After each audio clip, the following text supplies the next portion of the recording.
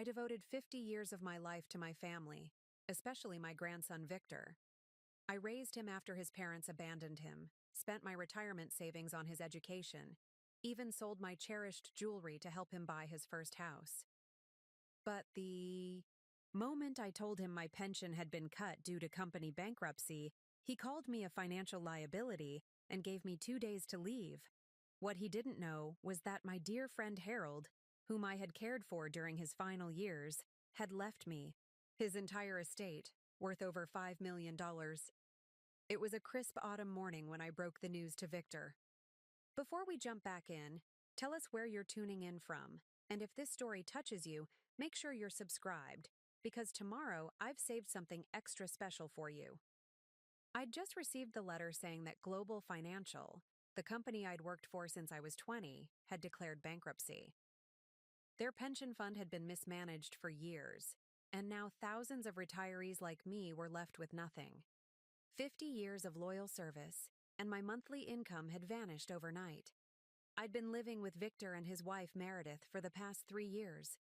Not by necessity. I had my own small apartment before, but because they had insisted. "Grandma, Rose," Victor had said, "you shouldn't be alone at your age. Come live with us. We have plenty of room in the new house. The house that I had contributed $30,000 toward as a down payment. Money I'd never asked to be repaid. So I moved in, bringing my lifetime of possessions condensed into 4 suitcases. I took the smallest bedroom on the first floor, the one they'd originally designated as a home office. I tried to make myself useful, cooking meals, tending the garden, watching their daughter Lily after school. I never wanted to be a burden. That morning, I found Victor in the kitchen, scrolling through his phone while sipping his expensive imported coffee. Meredith was beside him, planning their upcoming vacation to Bali. I waited until she went upstairs, to shower before approaching him. "Victor, I need to talk to you about something important," I said, my hands trembling slightly as I clutched the bankruptcy notice. He barely looked up. "Can it wait, Grandma? I have an early meeting." "I'm afraid not, dear. It's about my pension." I slid the letter across the granite countertop. "Global Financial has gone bankrupt. They've terminated all pension payments effectively immediately." He finally put down his phone, scanning the letter with growing irritation. "This is a joke, right? How are you supposed to contribute to the household expenses?" The question struck me like a physical blow. In 3 years, I had never once been asked to contribute financially. I'd offered, of course, but Victor had always declined, saying my help around the house was contribution enough. Apparently, that had been a convenient lie. "I have some savings," I said carefully. "And I can look for part-time work. At 72, I'm still quite capable." "Part-time work?" Victor scoffed, cutting me off. "Be realistic, Grandma. No one's hiring people your age for anything that would cover what you cost us." "Cost them?" I stared at my grandson, suddenly seeing something cold and calculating in his eyes that I'd never noticed before, or perhaps had chosen not to see. "I didn't realize I was a financial consideration," I said quietly. Victor sighed dramatically, as if I was being deliberately obtuse. "Everything is a financial consideration. The extra utilities, the groceries, the higher water bill. We've been carrying these expenses because we thought you were contributing your pension." "My pension was going into my savings," I explained. "I offered to pay rent many times, but you always refused." "Because we thought you were saving for Lily's college fund," he snapped. "You promised to help with her education? Was that just empty talk?" I had indeed promised to help with Lily's education, and I had every intention of doing so. But the accusation in his tone made my heart ache. When had my grandson become this person? Meredith returned, hair still damp from her shower. "What's going on?" she asked, looking between us. Victor thrust the letter at her. "Grandma's pension is gone. Completely gone." Meredith's friendly expression instantly hardened. "All of it?" But what about our Bali trip? You promised to watch Lily while we're away. I can still watch Lily, I assured her. The pension doesn't change that. But it changes everything else, Meredith said coldly. We've been planning our finances with your contribution in mind. What contribution? I asked, genuinely confused. I've never paid you anything because you always refused. Victor and Meredith exchanged a look that sent a chill through me. It was the look of people who had been caught in a lie and were quickly recalculating. We meant your future contribution, Victor said smoothly. From the college fund we thought you were building. For Lily. I took a deep breath. I do have money saved for Lily. Almost $50,000. It's in a separate account, and it's specifically for her education. Their expressions brightened momentarily, then fell again. But that's not for another 12 years, Meredith pointed out. What about now? How will you support yourself now? The question hung in the air, its real meaning unmistakable. What value do you have to us now? I straightened my shoulders. Dignity, intact despite the growing knot in my stomach. As I said, I have savings, and I can look for work. Victor let out a humorless laugh. Grandma, be serious. You're 72. Your skills are outdated, and you can barely use a smartphone. What kind of job do you think you'd get? I managed the accounting department for a major corporation for 30 years, I reminded him. My skills are not as outdated as you might think. Meredith set down her coffee cup with a sharp click. Look, Rose, we need to be practical here. This house has expenses, high expenses. The property taxes alone are outrageous. We can't afford to support another adult who isn't contributing. I understand, I said quietly. I can start looking for an apartment today. I expected them to protest, to say I had misunderstood. Instead, Victor nodded briskly. That would be best. There's a senior living facility on Oakwood Drive. I hear they have work-for-stay programs for residents who can't afford the full fee. You know, helping in the kitchen or doing light cleaning. That might be perfect for you. I stared at my grandson, this stranger wearing the face of the boy I had raised. The boy who had once climbed into my lap for comfort after nightmares. The young man who had tearfully thanked me at his college graduation for making it all possible. A work-for-stay program? I repeated slowly. You want me to scrub floors at 72 to earn my keep? Victor had the grace to look slightly embarrassed, but he didn't back down. I'm just being realistic. You don't have any income now. What else are you going to do? What indeed? In that moment, I thought of Harold, my dear friend who had passed away 6 months earlier. Harold, who had changed everything, though Victor and Meredith had no idea. I met Harold Weaver 5 years ago at a community garden where I volunteered on weekends. He was a quiet man, always impeccably dressed despite being elbow-deep in soil. We bonded over heirloom tomatoes and a shared love of classical music. At 80, he was older than me but possessed a vitality that made him seem much younger. After my husband George passed away, Harold became a cherished friend. We attended symphony performances together, shared meals, and spent hours talking about books and travel. He told me about his late wife, Eleanor, his adventures as a structural engineer building bridges around the world, and his regret at never having children. What Harold never mentioned, not once in our 5 years of friendship, was that he was extraordinarily wealthy. He lived simply in a modest home, drove a 10-year-old car, and wore the same tweed jacket so often I teased him about it. When he became ill with cancer, I didn't hesitate to help care for him. 3 days a week, I'd sit with him through chemotherapy, sessions, prepare meals when he was too weak to cook, and organize his medications. In his final months, when hospice nurses took over most of his physical care, I simply kept him company. I'd read to him, play chess, which he won even while heavily medicated, and listen to his increasingly philosophical reflections on life.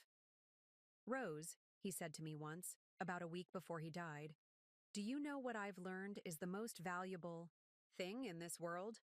Preparing and narrating this story took us a lot of time, so if you are enjoying it, subscribe to our channel. It means a lot to us. Now back to the story. What's that, Harold? I asked, adjusting his pillow. Genuine kindness without expectation of return, he replied, his eyes clear and focused despite his failing body. It's so rare as to be almost mythical. I didn't know then that he was telling me why he'd made the decision that would change my life. After Harold passed, his attorney contacted me. To my complete shock, Harold had left me the bulk of his estate, $5.2 million in diversified investments, his house, and a collection of rare books valued at over $300,000. There was a letter with the will. Dear Rose, by the time you read this, I'll be gone. I've had a good life, longer and more fortunate than many. What I lacked in family, I made up for with friends like you. You showed me genuine kindness when I needed it most, never asking for anything in return. Now I want to ensure you never have to worry about your future. Use this gift wisely, and perhaps occasionally raise a glass of good bourbon in my memory. With affection, Harold. I was stunned. The attorney explained that Harold had no living relatives. His wife had died childless, and his only brother had passed years earlier. He'd considered leaving everything to charity, but in the end decided I would be a more thoughtful steward of his legacy. I kept this windfall secret, not out of any desire for deception, but because I wanted time to process such an unexpected change in circumstances. I decided to continue living simply while making careful plans for the future. The only immediate change I made was setting up the education fund for Lily. Now, sitting at Victor's kitchen table, watching my grandson dismiss 5 decades of love and sacrifice because my pension had disappeared, I silently thanked Harold for giving me options I wouldn't otherwise have had. You're right, Victor, I said calmly.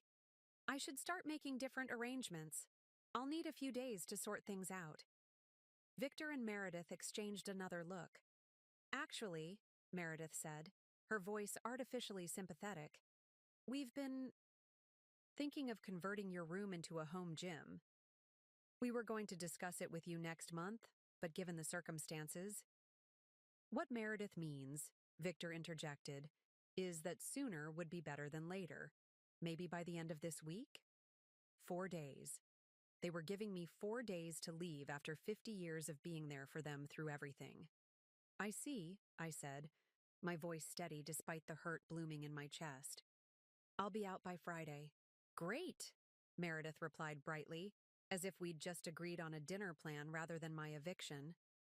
I can drop you at Oakwood on my way to yoga. I'll call them today to see about that work program.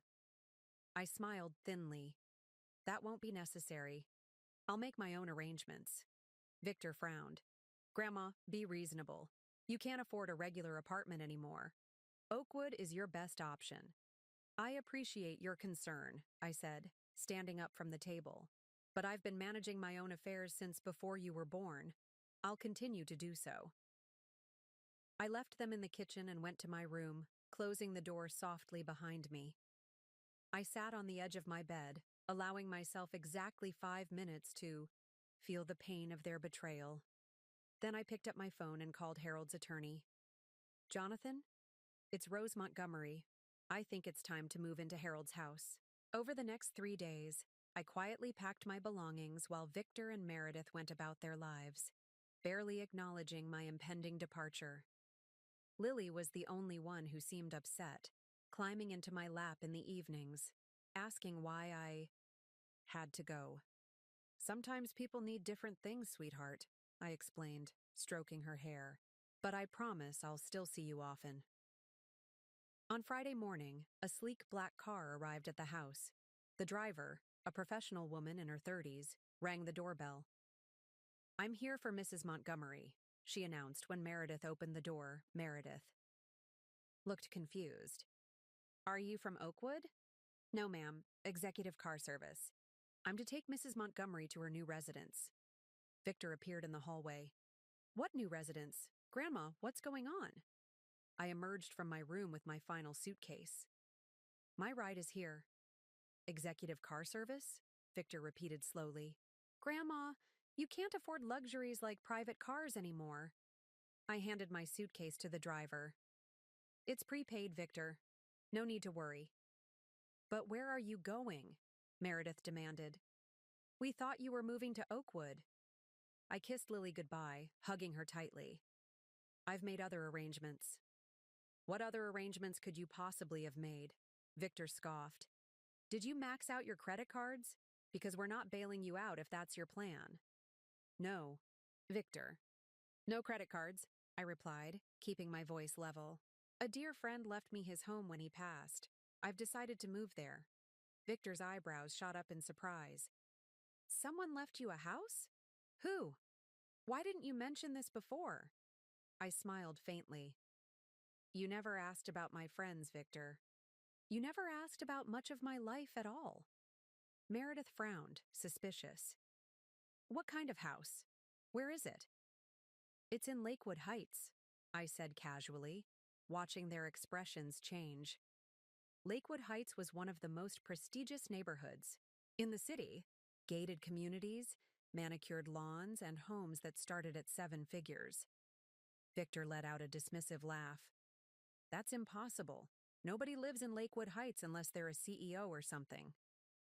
Harold was an engineer, I explained. He designed bridges all over the world. Quite successful, apparently. Harold? Meredith repeated. That old man you used to visit? The one with cancer? I nodded. Harold Weaver. We were close friends for 5 years. Close enough that he left you. His mansion? Victor's tone was openly incredulous now, bordering on hostile. That doesn't make any sense, Grandma. What did you do for him exactly? The implication in his question was clear, and it stung more than I cared to admit. But I refused to let him see how deeply his words cut. I was his friend, Victor. I drove him to chemotherapy. I sat with him when he was afraid. I listened when he needed to talk. Simple human kindness. Something that seems increasingly rare these days. The driver cleared her throat politely. Mrs. Montgomery, whenever you're ready. The moving truck is already at the residence. Moving truck? Victor sputtered. What are you moving? You hardly own anything. Just a few essentials, I said. Plus, I'll need to furnish the guest rooms. Guest rooms? Meredith echoed weakly. I nodded.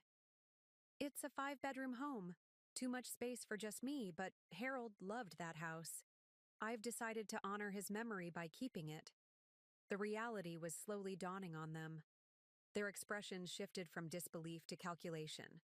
A transformation so transparent it would have been comical under different circumstances. Victor cleared his throat, his tone suddenly solicitous. Grandma, this is wonderful news.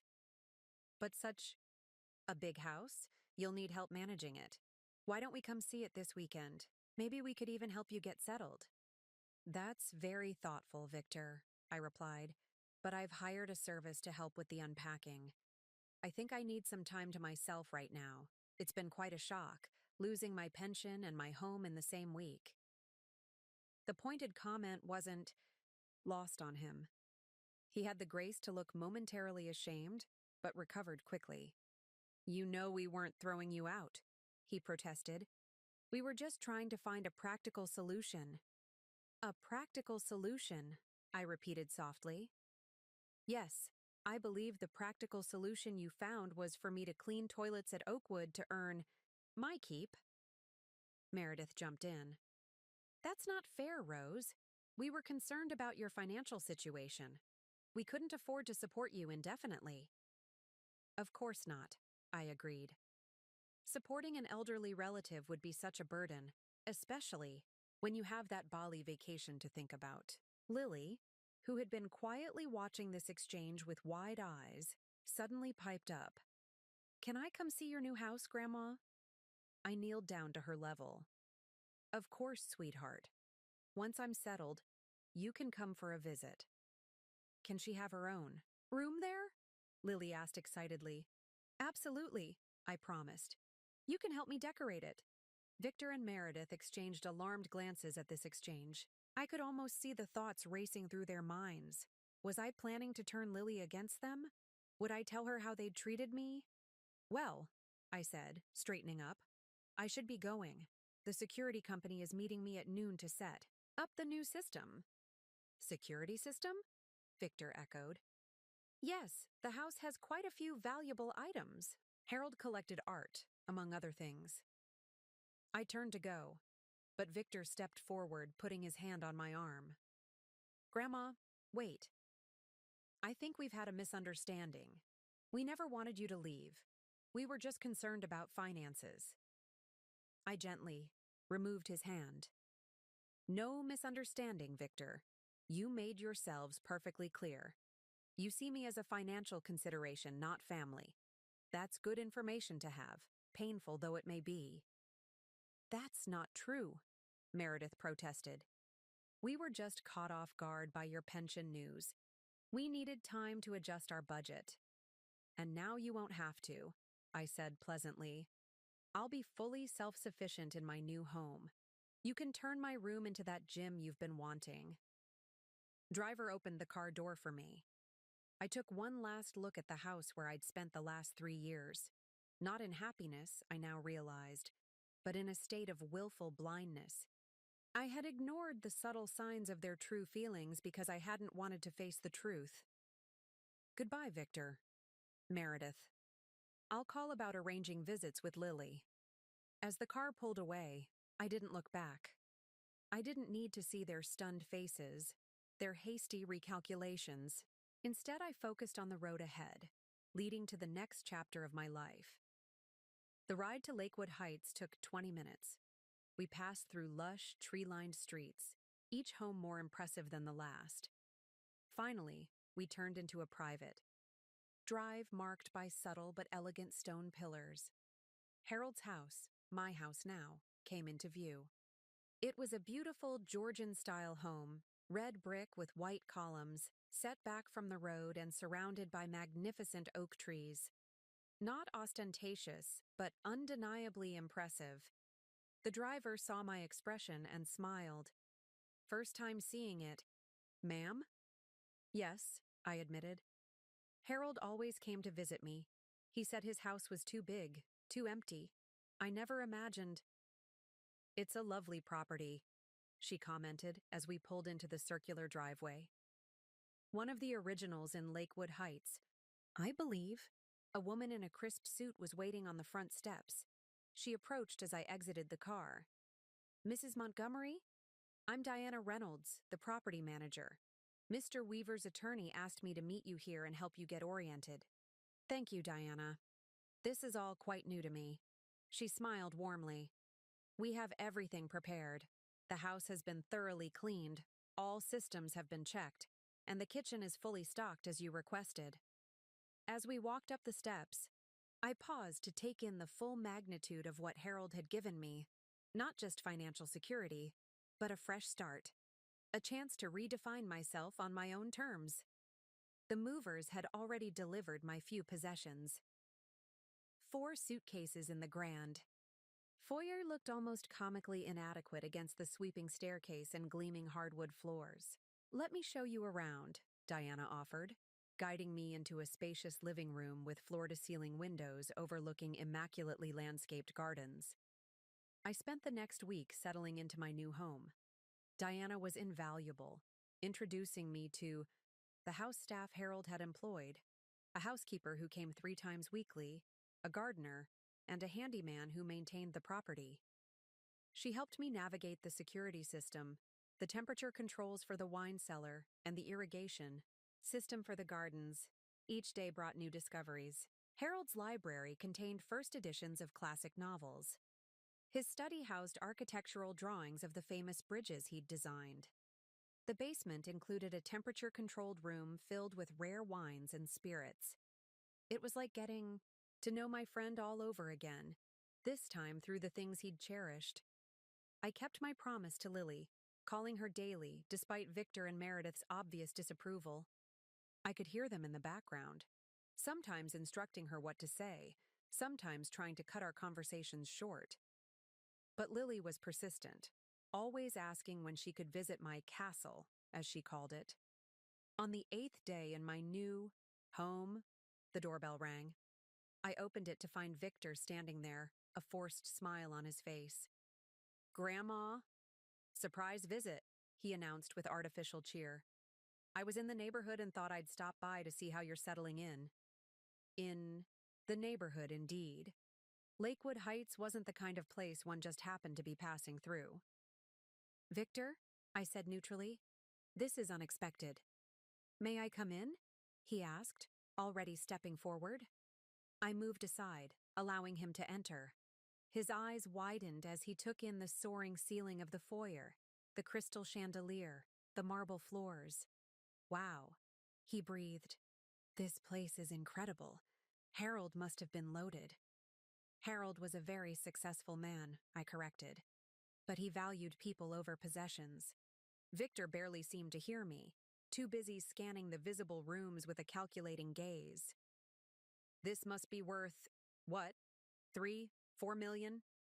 "I haven't had it appraised," I said, though Jonathan had indeed mentioned a figure considerably higher than Victor's estimate. "Smart," Victor nodded. "No need to worry about that now.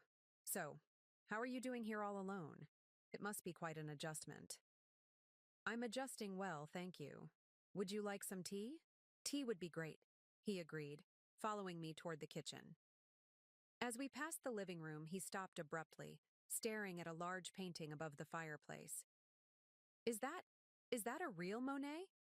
"Yes," I said. "Harold collected Impressionist paintings.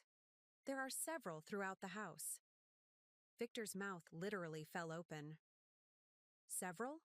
Grandma, do you have any idea what those are worth?" "Harold's attorney arranged for proper insurance," I assured him. "Everything has been professionally appraised and documented. In the kitchen, a chef's dream with gleaming copper pots hanging above a massive island. I prepared tea while Victor continued to look around, visibly recalibrating his assessment of my situation. "So," he said finally, accepting the cup I offered, "I've been thinking, this place is enormous for just one person. All this upkeep, the security concerns with valuable art. It must be overwhelming." "It's actually quite manageable," I replied. "Harold had excellent staff in place." "Still," Victor pressed, "wouldn't you prefer something simpler? Maybe a nice condo in our neighborhood? You could be closer to Lily." I sipped my tea. "I am quite comfortable here, Victor. But thank you for your concern." He tried a different approach. "Have you thought about your future plans? For the house, I mean? Long term?" "Not specifically," I said, though this wasn't entirely true. I had already met with Jonathan to update my will, ensuring Lily would be well provided for, through a trustee who was decidedly not her parents. "Well," Victor continued, his tone deliberate, "Meredith and I were talking. This house would be perfect for our family. Lily could have a wing to herself. I could convert one of the outbuildings to a home office. And you, of course, would always have a place with us." There it was. Not even 2 weeks after throwing me out, he was angling for Harold's mansion. "How thoughtful," I said dryly. "Though I recall you were quite eager for me to leave your home just recently." Victor had the decency to look embarrassed. "That was a misunderstanding, Grandma. We were stressed about finances. If we'd known about your inheritance, you would have treated me differently?" I finished for him. "That's precisely the problem, Victor. My worth to you is determined by what I can provide financially." "That's not fair," he protested, but his objection sounded hollow even to his own ears. "Isn't it?" I asked quietly. "When you thought I had nothing, you suggested I scrub floors at a nursing home to earn my keep. Now that you see this house, suddenly you're concerned about my well-being?" Victor shifted uncomfortably. "People make mistakes, Grandma. We're family. Families forgive each other." "Yes, they do," I agreed. and I will forgive you and Meredith in time. But forgiveness doesn't mean pretending nothing happened. It doesn't mean giving you access to Harold's legacy just because you've realized its value. His expression hardened. So that's it? You're going to live here alone out of spite? Deprive Lily of a better life just to punish us? Lily is welcome. Here any time, I said. In fact, I've prepared a room especially for her visits. But this house is my home now, not a family resource to be redistributed according to your preferences. Victor's mask of concern dissolved completely. Do you even realize how selfish you sound? You're an old woman, for God's sake. What do you need all this for? You should be thinking about your family's future, not hoarding wealth for yourself. I set down my teacup with a soft click. I think it's time for you to leave, Victor. Fine, he snapped, standing up. But this isn't over. You owe this family after everything we've done for you. Everything you've done for me? I repeated, incredulous. Let's be clear about something, Victor. I raised you after your mother, my daughter, died. I put you through college. I helped you buy your first house. I cared for Lily since she was born so you and Meredith could pursue your careers. What exactly is it that you've done for me? We took you in, he shouted. You were living in that tiny apartment all alone. I was perfectly happy in that apartment, I cut in. You insisted I move in with you. And now I understand why. You wanted free childcare and housekeeping, not my company. Victor grabbed his keys from the counter. You know what? Keep your mansion. Keep your precious paintings. See if they comfort you when you're dying alone. The words were meant to wound, and they did. But not in the way he intended. They confirmed everything I'd been trying to deny about the grandson I'd raised. Goodbye, Victor, I said, my voice steady despite the pain in my heart. Please call before visiting next time. After he stormed out, I sat alone in the magnificent kitchen, surrounded by evidence of Harold's generosity and Victor's greed. For the first time since moving in, I wept, not for the home I'd lost, but for the family I'd thought I had. The next morning, Diana arrived with a concerned expression. Mrs. Montgomery, I hope you don't mind, but the security company called. Me. Someone triggered the perimeter alarm last night around 11 p.m. My heart sank. Did they see who it was? She nodded, looking uncomfortable. The cameras captured a man walking the property line, taking photos with his phone. He matches the description of your grandson. I see, I said quietly. Please have the security company save those recordings. Diana nodded. Already done, ma'am. Would you like me to contact the police? I considered this briefly, then shook my head. Not yet, but please update the security protocols. No one enters without prior clearance, not even family. Of course, Mrs. Montgomery. After Diana left, I sat in Harold's study, my study now, and contemplated my next steps. Victor's actions were becoming increasingly concerning. Taking photographs of the property suggested he might be planning something beyond simple manipulation. Perhaps he was consulting with a lawyer, looking for ways to challenge Harold's will. I called Jonathan. Rose, he greeted warmly. How are you settling in? Mostly well, I replied. But I'm having some difficulties with Victor. He visited yesterday, essentially suggested I should turn the house over to him, and then was caught by security cameras examining the property after hours. Jonathan's tone immediately became more professional. That's concerning. Do you feel unsafe? Not physically, I assured him. But I'm worried he might be looking for legal vulnerabilities. There aren't any, Jonathan said confidently. Harold's will is ironclad. He had a comprehensive psychological evaluation before finalizing it, specifically to prevent any claims of diminished capacity. All the paperwork is impeccable. That's reassuring, but I still feel I should be prepared. Victor can be persistent when he wants something. I understand, Jonathan replied. I'll prepare a cease and desist letter regarding the property trespassing. That will establish a legal record of his behavior. In the meantime, perhaps limiting communication might be wise. After our call, I sent a brief text to Victor. I'm aware you were photographing the property last night after hours. This is trespassing. Please respect my privacy and property boundaries going forward. His response came almost immediately. I have no idea what you're talking about. Paranoid much? Maybe you really do need assisted living if you're seeing intruders everywhere. I didn't bother responding to his obvious lie. Instead, I focused on establishing my new life.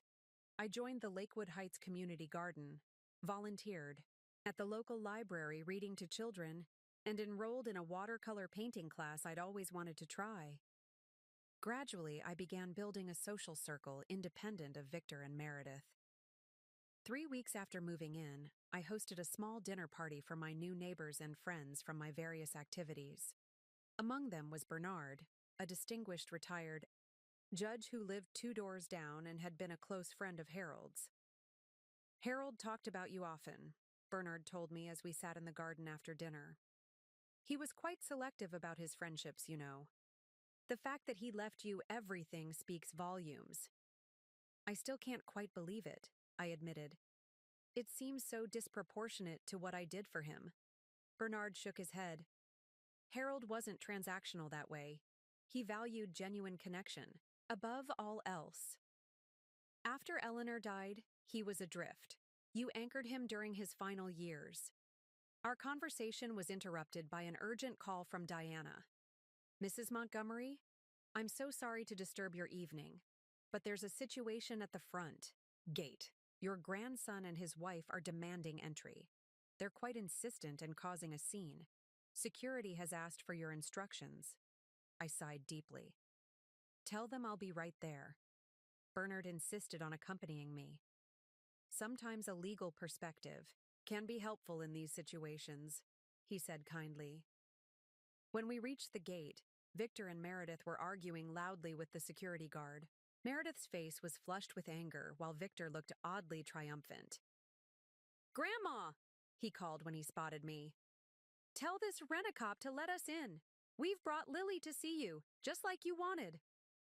My heart sank as I noticed Lily in the backseat of their car, looking confused and upset by the commotion. Victor, we had no arrangements for a visit tonight, I said calmly. I'm hosting guests. So what? Meredith snapped.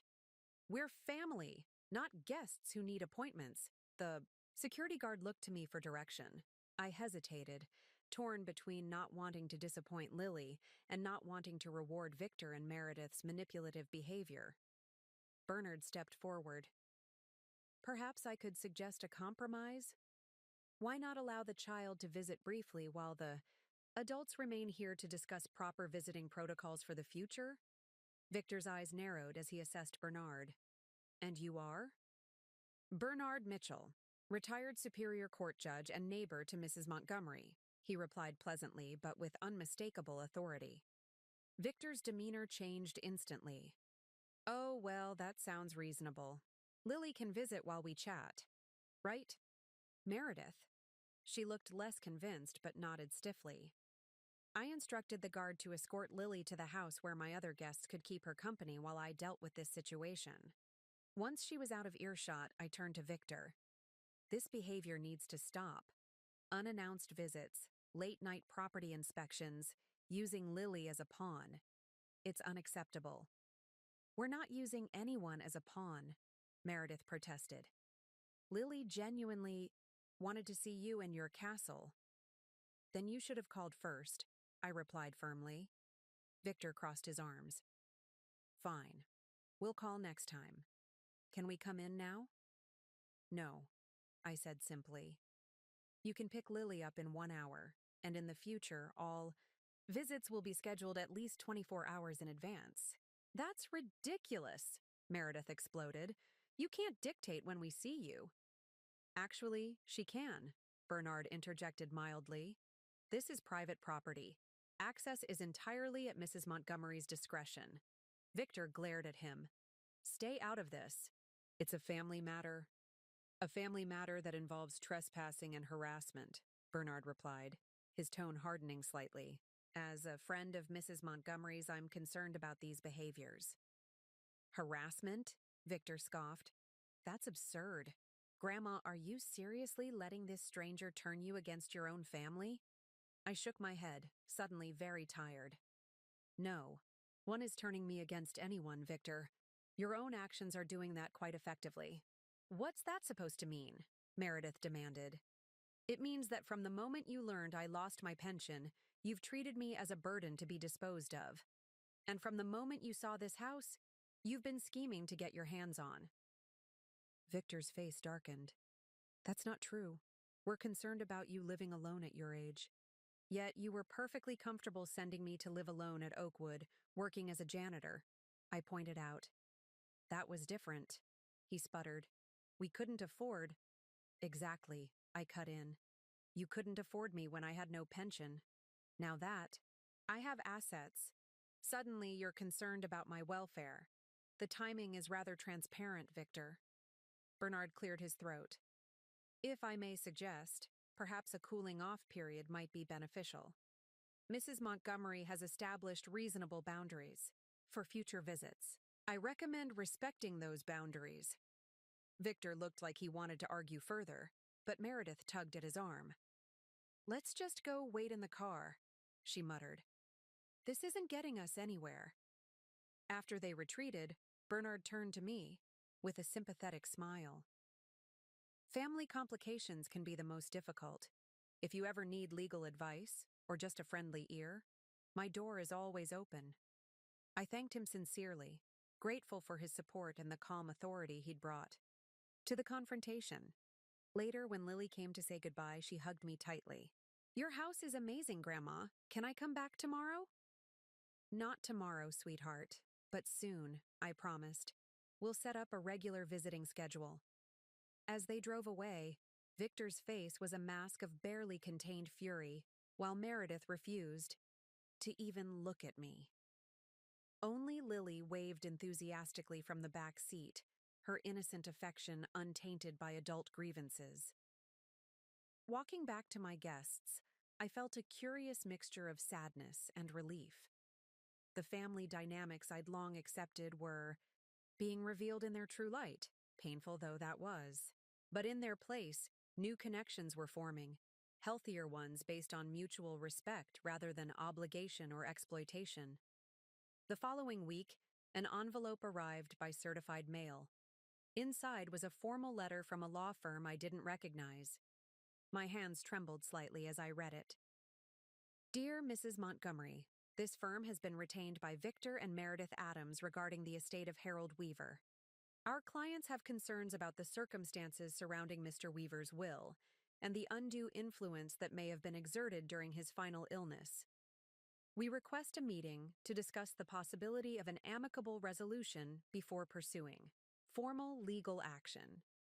The letter continued with thinly veiled accusations and a request for full transparency regarding Harold's financial records and medical history. It was essentially a threat wrapped in legal jargon.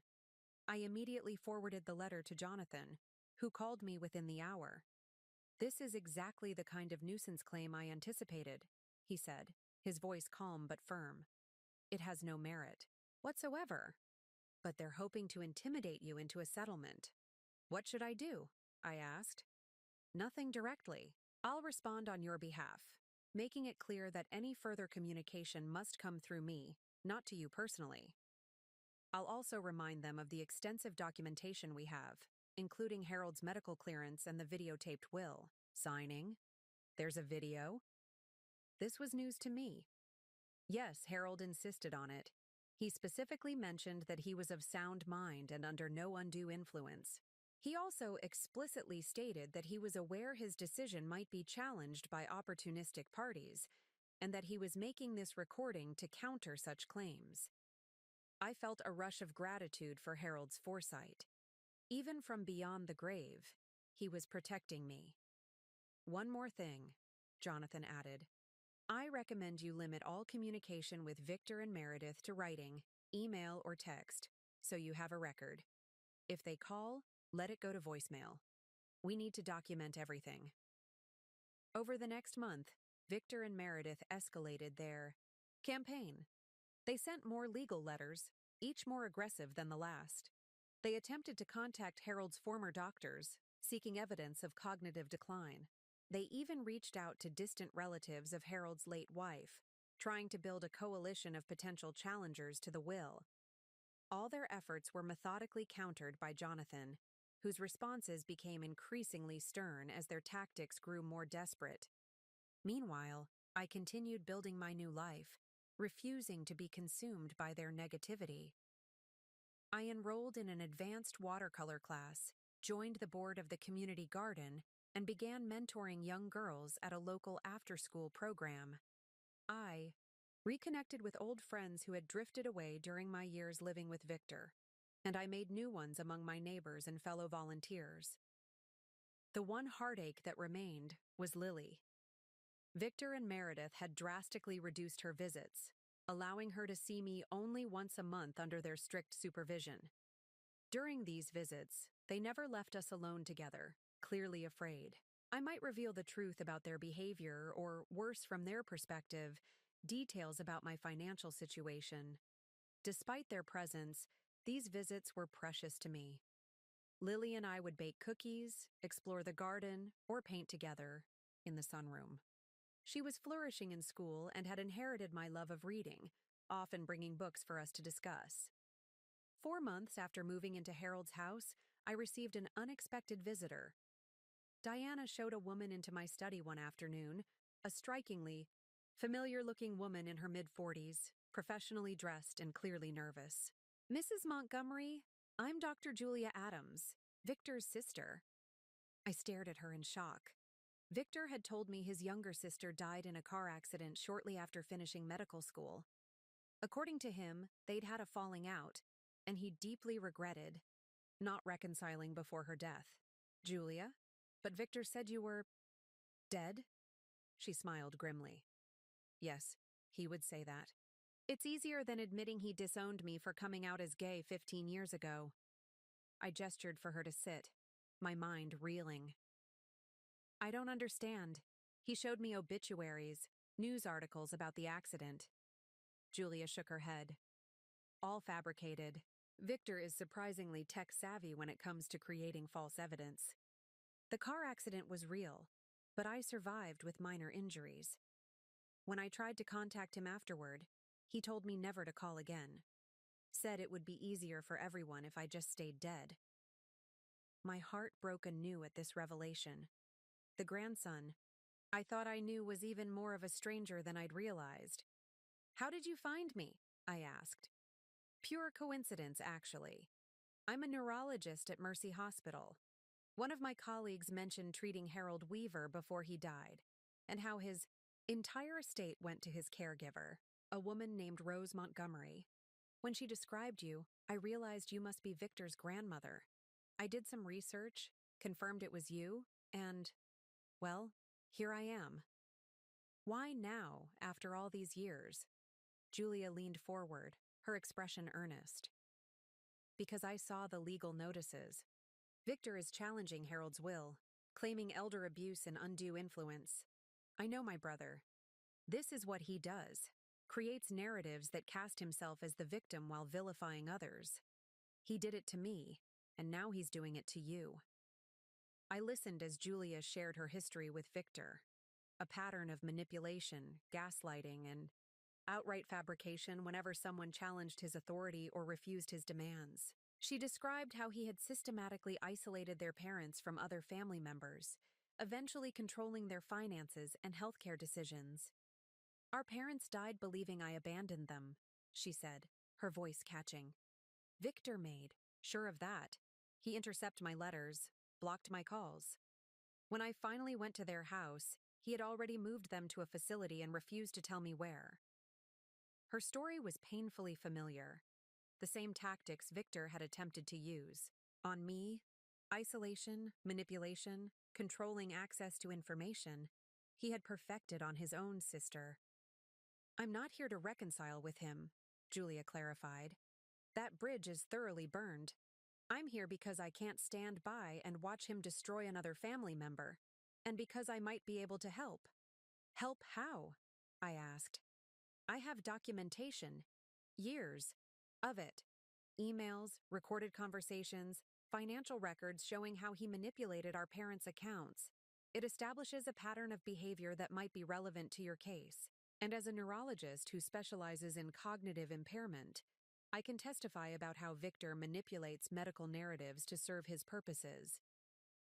For the first time since receiving that first legal letter, I felt a glimmer of hope. Not just because Julia might strengthen my legal position, but because her very existence challenged the foundation of lies Victor had built around himself.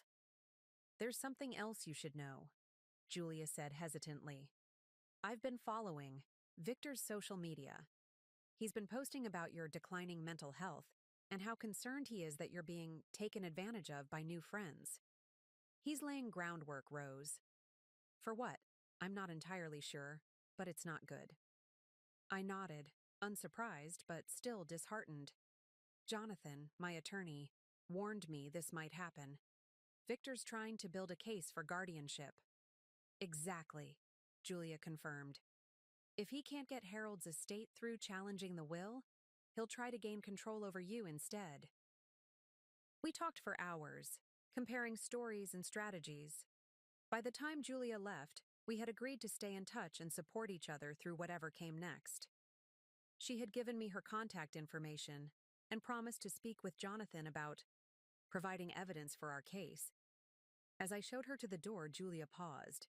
I have a daughter, she said suddenly. Annika. She's 12. Victor doesn't know she exists, and I'd like to keep it that way. But she's your great-granddaughter. If you'd like to meet her someday, I think she'd love to know you. The revelation of this unknown great-granddaughter, another branch of family untainted by Victor's toxicity, brought unexpected tears to my eyes. I'd like that very much, I said softly. The following Sunday, I invited Julia and Annika for lunch. Diana helped me prepare a special meal, and I spent the morning arranging fresh flowers from the garden throughout the house. I was nervous, a feeling I hadn't expected. Meeting a great-granddaughter I never knew existed felt momentous, a bright counterpoint to the darkness Victor had created. They arrived precisely at noon. Julia looked more relaxed than during our first meeting, dressed casually in jeans and a light sweater. Beside her stood Annika, tall for 12, with intelligent eyes that reminded me of my late daughter. Annika, this is your great-grandmother, Rose, Julia said, her hand resting gently on her daughter's shoulder. Annika stepped forward, extending her hand with charming formality. It's nice to meet you, Mrs. Montgomery. Please, call me Rose, or Great-Grandma if you'd like, I offered, taking her hand. I'm so happy to meet you, Annika. The initial awkwardness dissolved quickly. Annika was articulate and curious, asking thoughtful questions about my life and the house.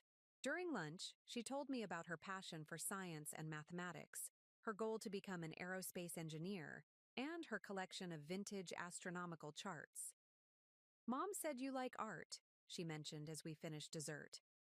I brought something to show you. She retrieved a folder from her backpack and carefully removed a set of detailed sketches. Planets, constellations, and moon phases, rendered with remarkable precision. These are beautiful, I said, genuinely impressed. You have a wonderful eye for detail. She beamed at the praise. I combine art with my astronomy studies.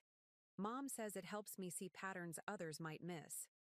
As Julia and I cleared the dishes, leaving Annika to explore the library, Julia spoke in a low voice.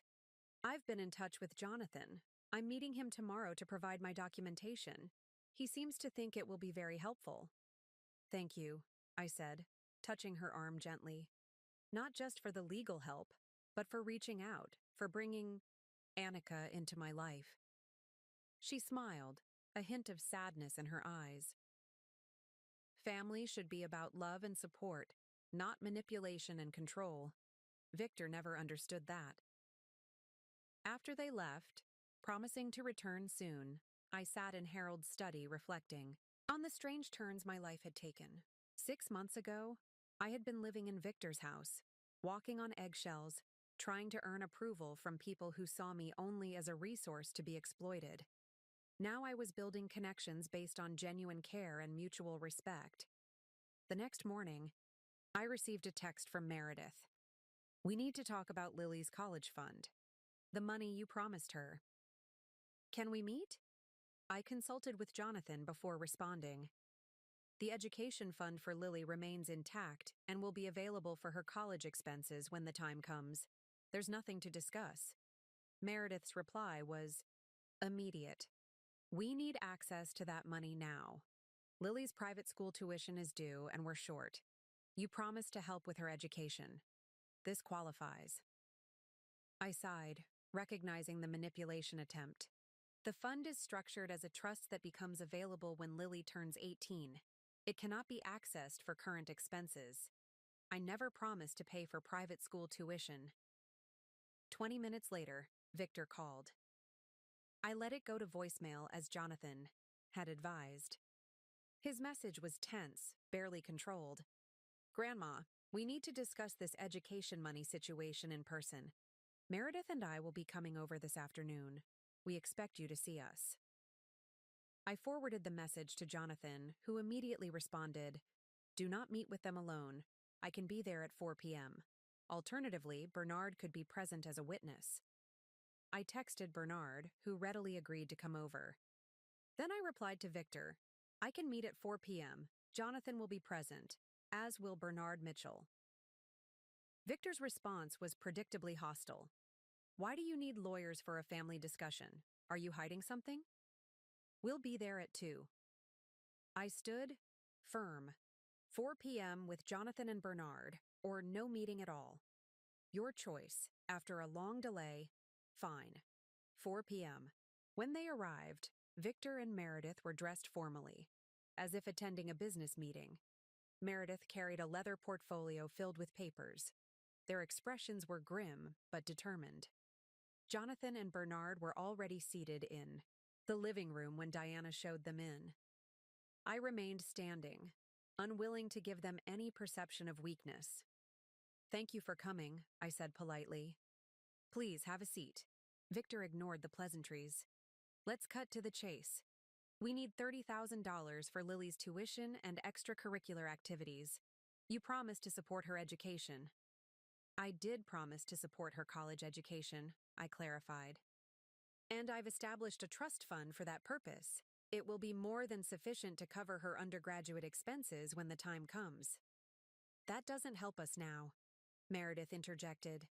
"Maple Academy requires payment up front. If we don't pay by Friday, she loses her spot." "I'm sorry to hear that," I said sincerely. "But that's not what the education fund was established for." Victor leaned forward, his tone shifting to one of concern. "Grandma, we're worried about you. You seem confused about what you promised. First, you say you'll help with Lily's education, then you add all these conditions and restrictions. It's not like you." I recognized the strategy immediately.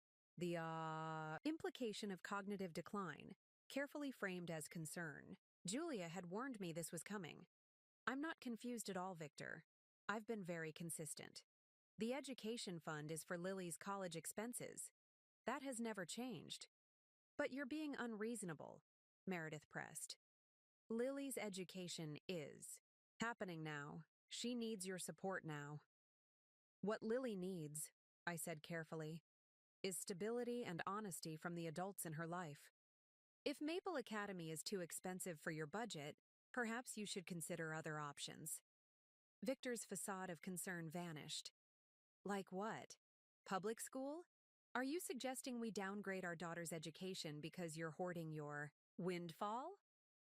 "I'm suggesting you live within your means," I replied evenly, "just as you advised me to do when you thought I had nothing." "That was completely different," Meredith exclaimed. "We were talking about a senior living facility, not our child's future." Bernard cleared his throat. "If I may interject, it seems To me, that Mrs. Montgomery has been quite clear about the parameters of her financial support for Lily. A college trust fund is a generous provision, one that many grandparents would be proud to offer. Victor glared at him. With all due respect, Judge Mitchell, this isn't a courtroom. This is a family matter. Indeed it is, Jonathan agreed smoothly. And in family matters, clarity is essential. Mrs. Montgomery has clearly defined how she intends to support Lily's education. There is no ambiguity here. Meredith opened her portfolio and extracted a document. We anticipated this response. That's why we've prepared this. She slid the paper across the coffee table toward me. Jonathan intercepted it, scanning the contents with a practiced eye. His expression darkened. This is a petition for guardianship. Guardianship? I repeated, stunned despite Julia's warning. Victor adopted a pained expression. We didn't want it to come to this, Grandma, but you're not making rational decisions. You're isolating yourself from family, surrounding yourself with strangers, becoming paranoid and suspicious. These are all signs of cognitive decline. Signs you're manufacturing, I said, my voice steady despite my shock. There is nothing wrong with my mental capacity. That's for a court to decide, Meredith replied coolly. We have documentation of your erratic behavior, testimony from family members about your confusion and paranoia, and a psychiatric evaluation that indicates potential early-stage dementia. A psychiatric evaluation? I echoed. I haven't seen any psychiatrist. Dr. Wen evaluated you based on our detailed observations and reports, Victor explained. It's standard procedure when the subject is resistant to assessment. I looked to Jonathan, who appeared both outraged and grimly unsurprised. That's completely inappropriate, he stated flatly. No reputable psychiatrist would offer a diagnosis without examining the patient directly. Dr. Wen is highly respected, Meredith insisted. His preliminary assessment is more than sufficient to initiate proceedings. Bernard was shaking his head. I know Leo Wen. He would never engage in such unprofessional conduct. I suspect you've misrepresented his findings. The documents speak for themselves, Victor said dismissively. The point is, we're concerned about Grandma's ability to manage her affairs. We're willing to withdraw this petition if she demonstrates better judgment, starting with releasing the funds Lily needs. The blackmail was now explicit. Either I give them $30,000 or they would attempt to have me declared incompetent and seize control of everything. I met Victor's gaze steadily. No. No?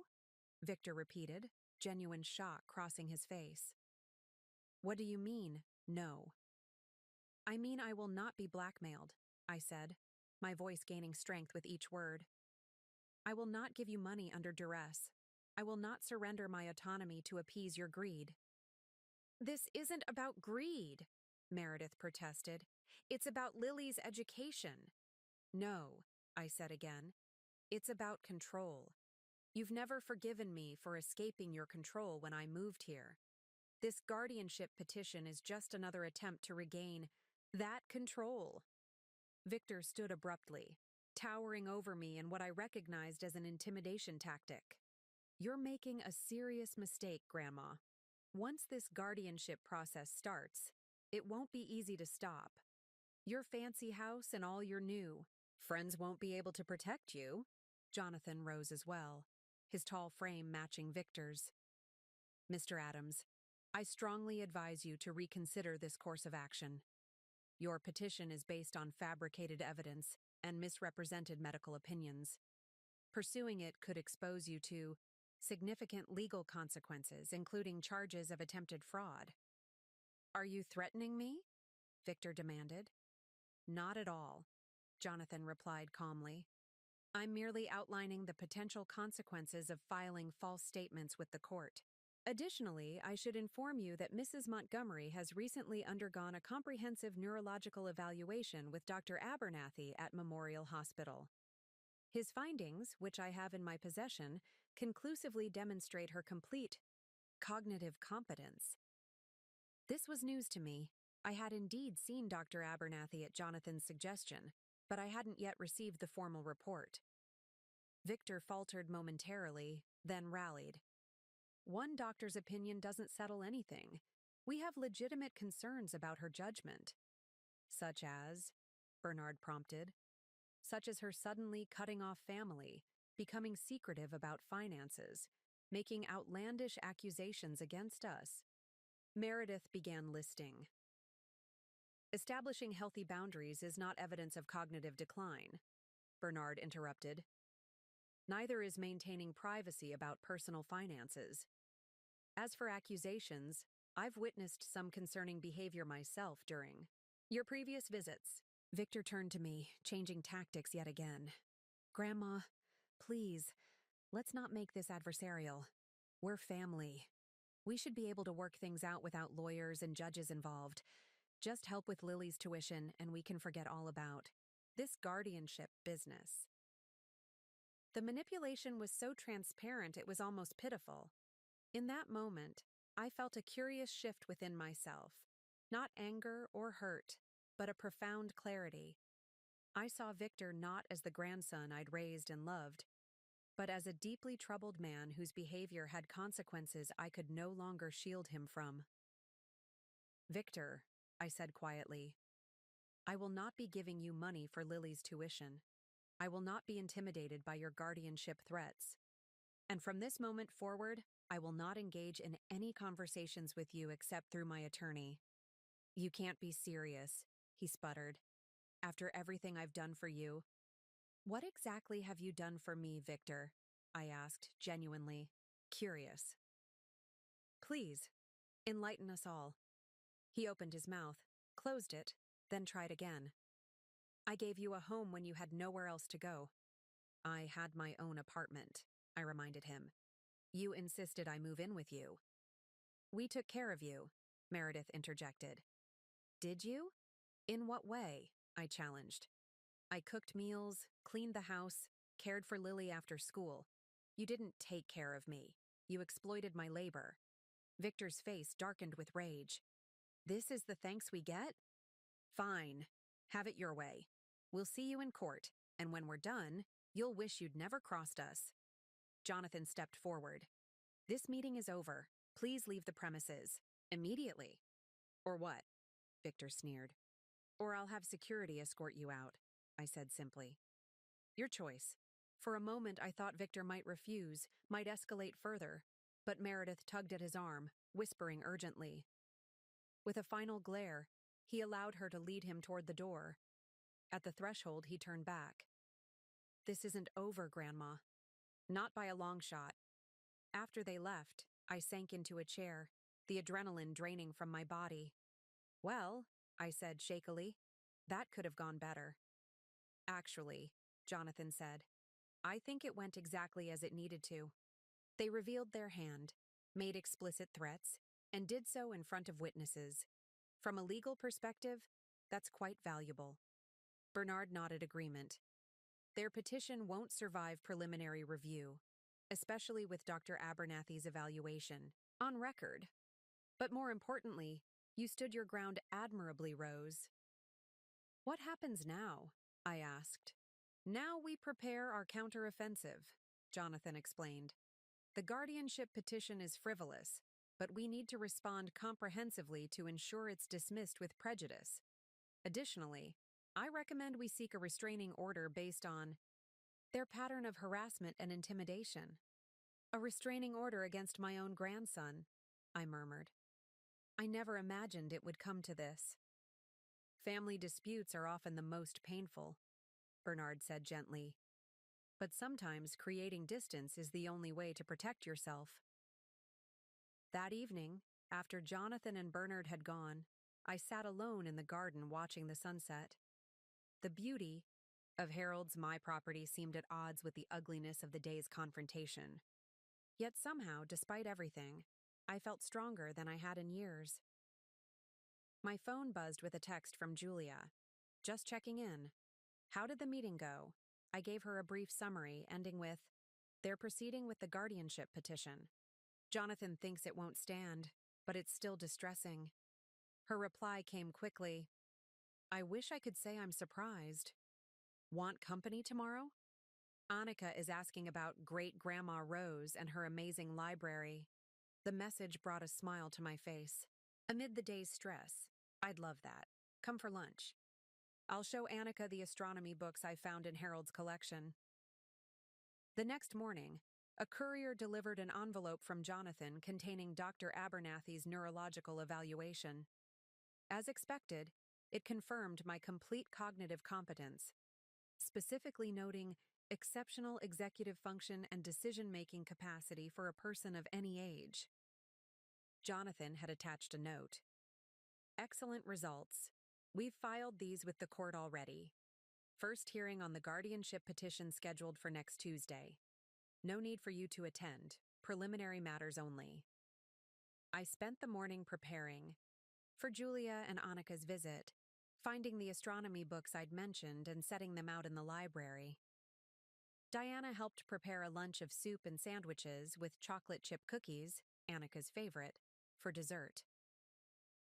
They arrived just after noon, Annika racing ahead to give me an enthusiastic hug. Great Grandma Rose! Mom said you found astronomy books for me.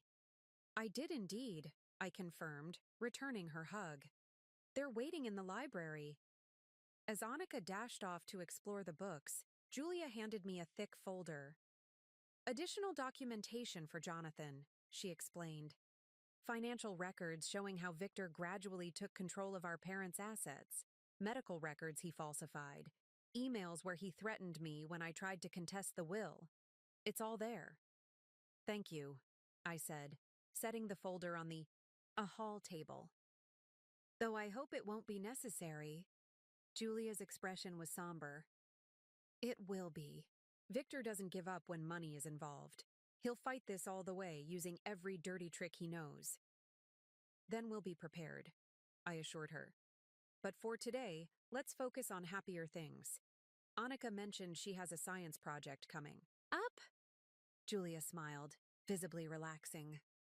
Yes, something about the phases of Venus. She's been obsessed with it for weeks. As we moved toward the library to join Annika, the doorbell rang. Diana appeared from the kitchen. I'll get it, Mrs. Montgomery. A moment later, she returned looking troubled. There's a police officer at the door. He's asking to speak with you. My heart sank. What now? Had Victor escalated to making false police reports? Would you like me to handle this? Julia offered, clearly thinking along the same lines. No, but thank you. I'll see what this is about.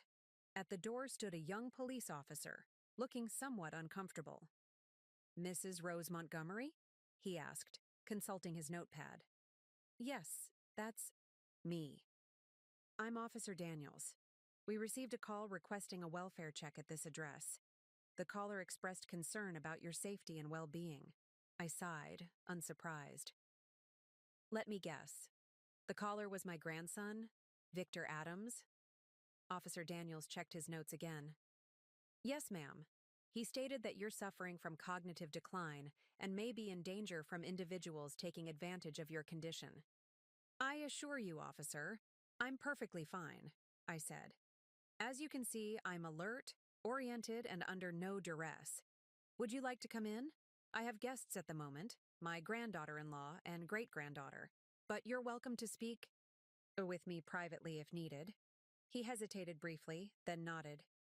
Just for a few minutes, if you don't mind. Standard procedure. I led him to the study, offering him a seat. Officer Daniels, I want to be transparent with you. My grandson is currently attempting to obtain guardianship over me against my will. We had a confrontation yesterday where I refused to give him money he demanded. This welfare check is his retaliation. The officer's expression shifted from polite professionalism to genuine concern. I see. That does provide helpful context. Additionally, I continued, I've recently undergone a comprehensive neurological evaluation that confirms my cognitive health. I retrieved Dr. Abernathy's report from the envelope on my desk and handed it to him. You're welcome to review this. Officer Daniels scanned the document, nodding slowly. This appears quite thorough, Mrs. Montgomery. May I ask if you have legal representation regarding the guardianship matter? Yes. Jonathan Weber at Weber and Associates. He's fully engaged with the situation. Good. He handed the report back to me. Based on our conversation and my observations, there's no cause for concern regarding your welfare. You're clearly of sound mind and not in any danger. I smiled gratefully. Thank you for your understanding, officer. I appreciate your thoroughness. One recommendation, if I may, he added as he stood to leave. Document this incident. If your grandson is using emergency services to harass you, that's something the court should know about. I'll do that, I promised. After showing Officer Daniels out, I returned to Julia and Annika in the library. Julia looked up anxiously. Everything okay?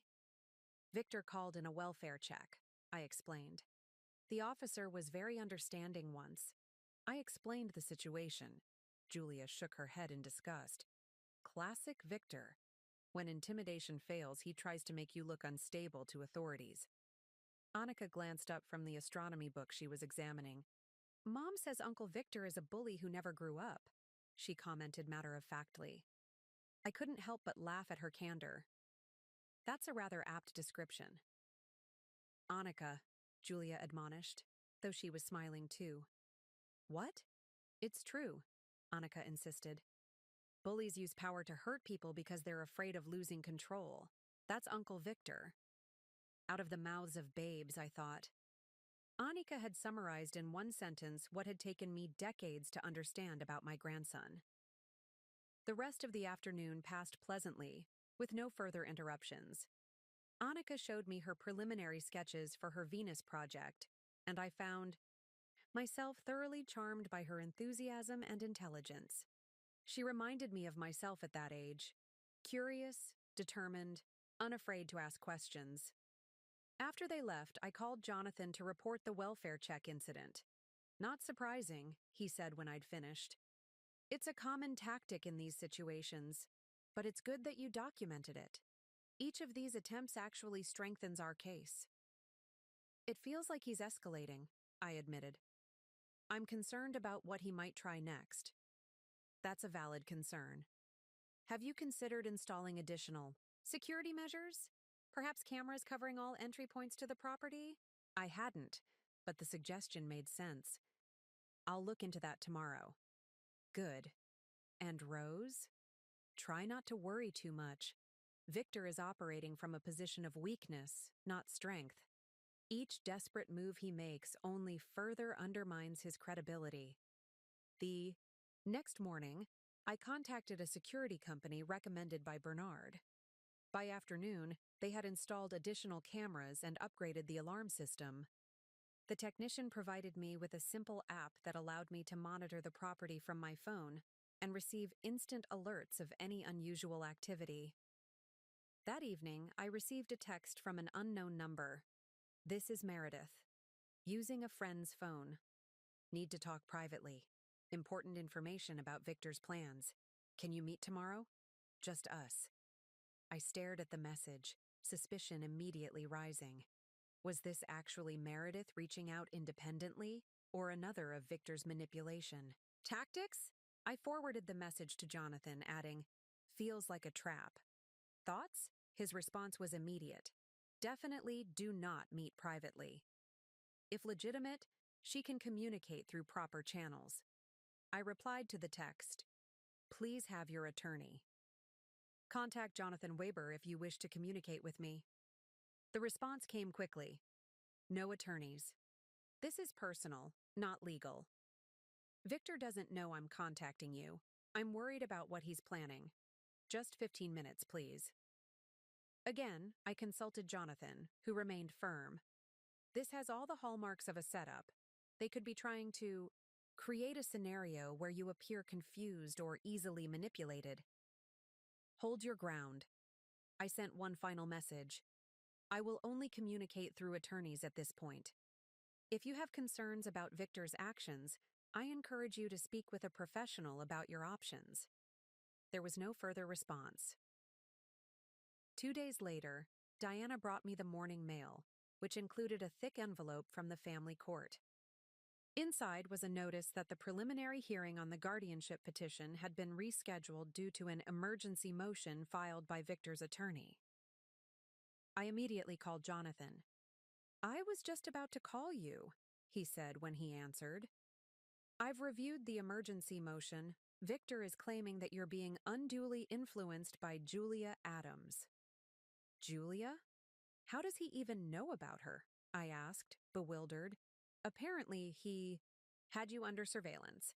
The motion includes photographs of Julia and Annika visiting your home multiple times over the past few weeks." I felt a chill run through me. "He's been spying on me?" "It appears so. The motion claims that Julia is a previously estranged family member with a history of mental instability who is suddenly inserting herself into Mrs. Montgomery's life for financial gain. He's asking the court to issue a temporary restraining order, preventing Julia from contacting you until the guardianship matter is resolved." "That's absurd," I exclaimed.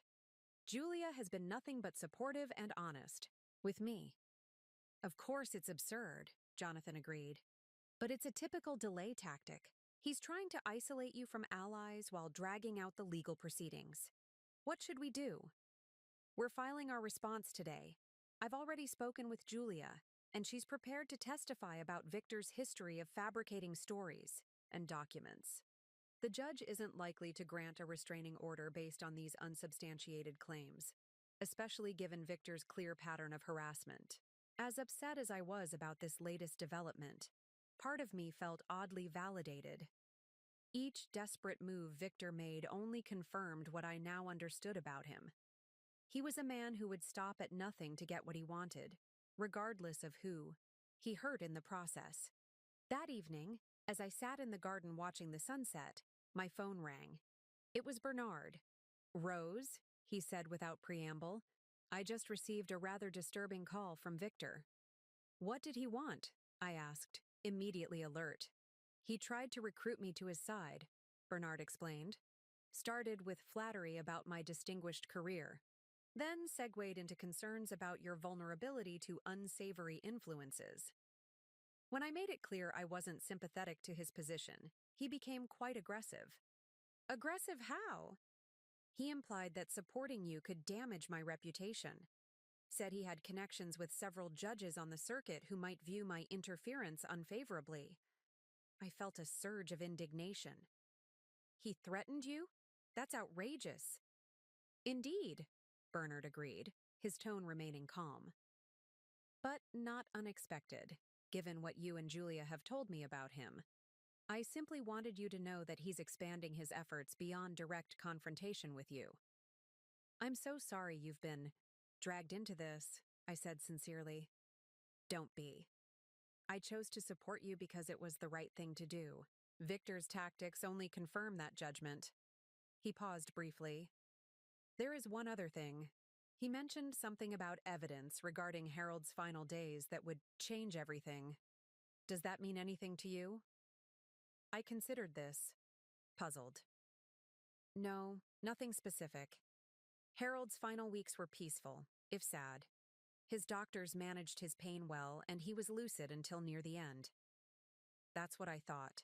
Most likely another bluff, but I wanted to mention it. After thanking Bernard for the information, I called Jonathan to update him on this new development. "Threatening a former judge," Jonathan mused. "Not his smartest move. Bernard's testimony about that conversation could be quite damaging to Victor's case." "What about this evidence regarding Harold?" I asked. "Almost certainly fabricated, but we should be prepared. Did anyone else visit Harold regularly during his final weeks?" I thought about this. "The hospice nurses, of course, and Harold's attorney, your colleague James Patterson, came by several times to finalize the will. Harold's housekeeper Maria was there daily. That's about it. Harold was quite private. I'll speak with James again to ensure everything was properly documented. If Victor is planning to challenge the will on grounds of undue influence, we want to have all our bases covered." The next morning, I woke to several missed calls and urgent text messages from Julia. Victor approached Annika outside her school yesterday. Call me ASAP. My heart raced as I dialed her number. She answered immediately. What happened? I demanded. He was waiting when school let out, Julia explained, her voice tight with controlled fury. Introduced himself as her uncle, told her he was her father's brother and that they had a family legacy she should know about. Fortunately, one of her teachers noticed she was talking to a stranger and intervened. Is she all right? Shaken, but okay. I've already filed a police report and notified her school that Victor is not authorized to contact her under any circumstances. This has gone too far, I said, anger replacing my initial shock. He's now harassing a child. I agree.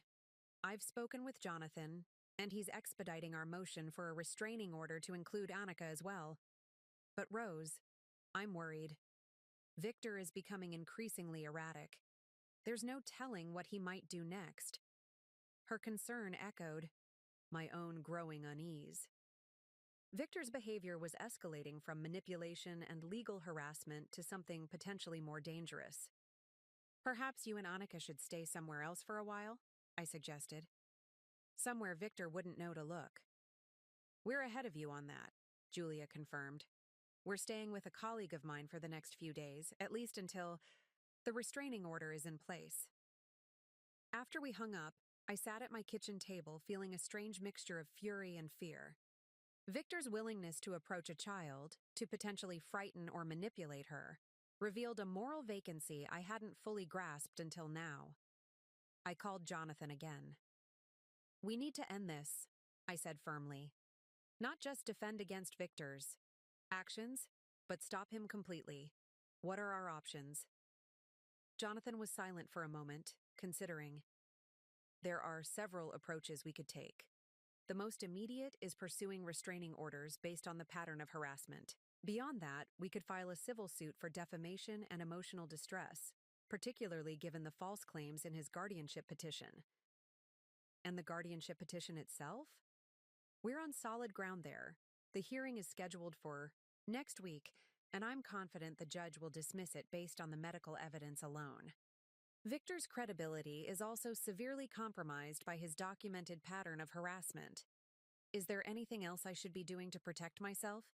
Continue documenting everything. Any contact, any incidents. The security cameras were an excellent precaution. I'd also recommend informing your household staff to be vigilant about unknown visitors or unusual activity. After speaking with Jonathan, I called Diana and asked her to come to the study. I explained the situation with Victor in clear terms, including his approach to Annika. I'm telling you this because I want everyone in the household to be on alert, I concluded. No one should be admitted to the property without my explicit approval, even if they claim to be family or to represent some official capacity. Diana nodded solemnly. I'll inform the gardener and housekeeping staff immediately. Should we consider hiring security personnel? I hadn't thought of that. Do you think that's necessary? Better safe than sorry, Mrs. Montgomery. My brother-in-law runs a reputable security firm. They could provide someone to monitor the property entrance during the day, at least until this situation is resolved. Please make those arrangements, I agreed. And Diana? Thank you for your support through all of this. Of course, Mrs. Montgomery. Mr. Weaver was always good to me, and you've been just as kind. We take care of our own here. Her simple loyalty brought unexpected tears to my eyes. In the midst of Victor's betrayal, I'd found myself surrounded by people who demonstrated what genuine care looked like. That afternoon, I received an email from Jonathan with positive news. The judge had granted a temporary restraining order preventing Victor from approaching me, Julia, or Annika, or from entering my property. The order would remain in effect until the guardianship hearing the following week. For the first time in weeks, I felt I could breathe a little easier. The legal system was working as it should, providing protection against Victor's increasingly concerning behavior. That evening, I received a text from Bernard. Just heard about the restraining order. Excellent development. Would you like company? For dinner? I made too much bouillabaisse. I smiled at the thoughtful invitation. Bouillabaisse sounds perfect. Come at 7? Over dinner, Bernard and I discussed the latest developments, but also intentionally shifted to more pleasant topics. My growing interest in watercolor painting, his collection of rare botanical books, our shared love of classical music. You know, Bernard said as we finished dessert, Harold would be proud of how you're handling all of this. He valued fortitude and integrity above all else. I think about him often, I admitted, wondering what he would advise if he were here. Bernard smiled. I knew Harold for 30 years. Do you know what he would say? Stand your ground, keep your dignity, and don't let the bastards wear you down. I laughed, recognizing Harold's direct manner in the quote. That does sound like him. He chose you as his heir for a reason, Rose. He saw in you the same qualities he valued most in himself: resilience, compassion without naivety, strength without cruelty. His words comforted me, reinforcing my resolve to face whatever came next with the dignity Harold would have expected. As Bernard was leaving, he paused at the door. One more thing. I've been making some inquiries about Dr. Wen. The psychiatrist Victor claimed evaluated you. As I suspected, he's outraged that his name was used in this manner. He's never met with Victor or Meredith, and certainly never provided any assessment of your mental state.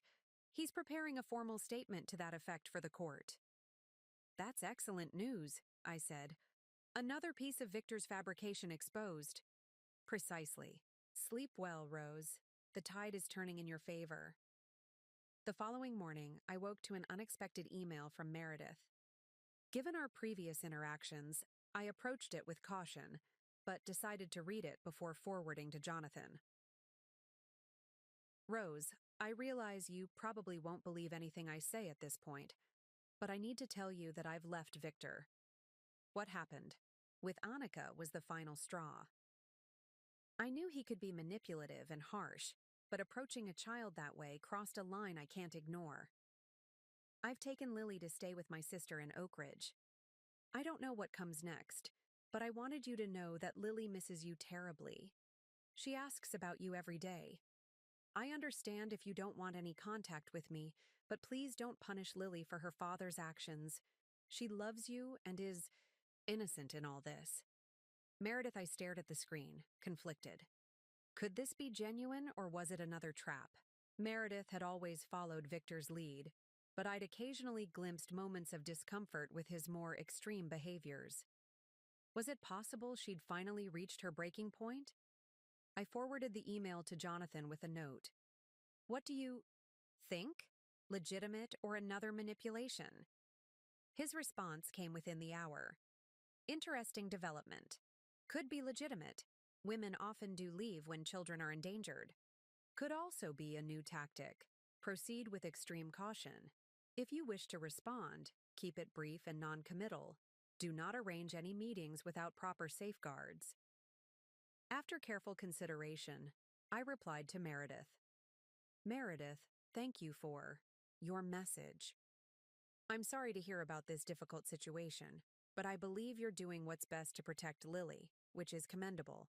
I miss Lily too, and would like to maintain a relationship with her when appropriate.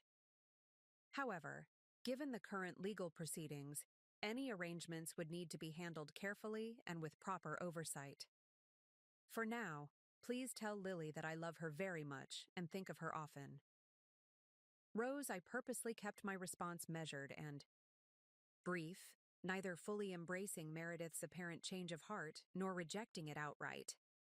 Until I had more information, caution seemed the wisest approach. Later that morning, Diana informed me that the security personnel had arrived. A professional-looking man in his 40s introduced himself as Michael Torres, explaining the measures his team would implement.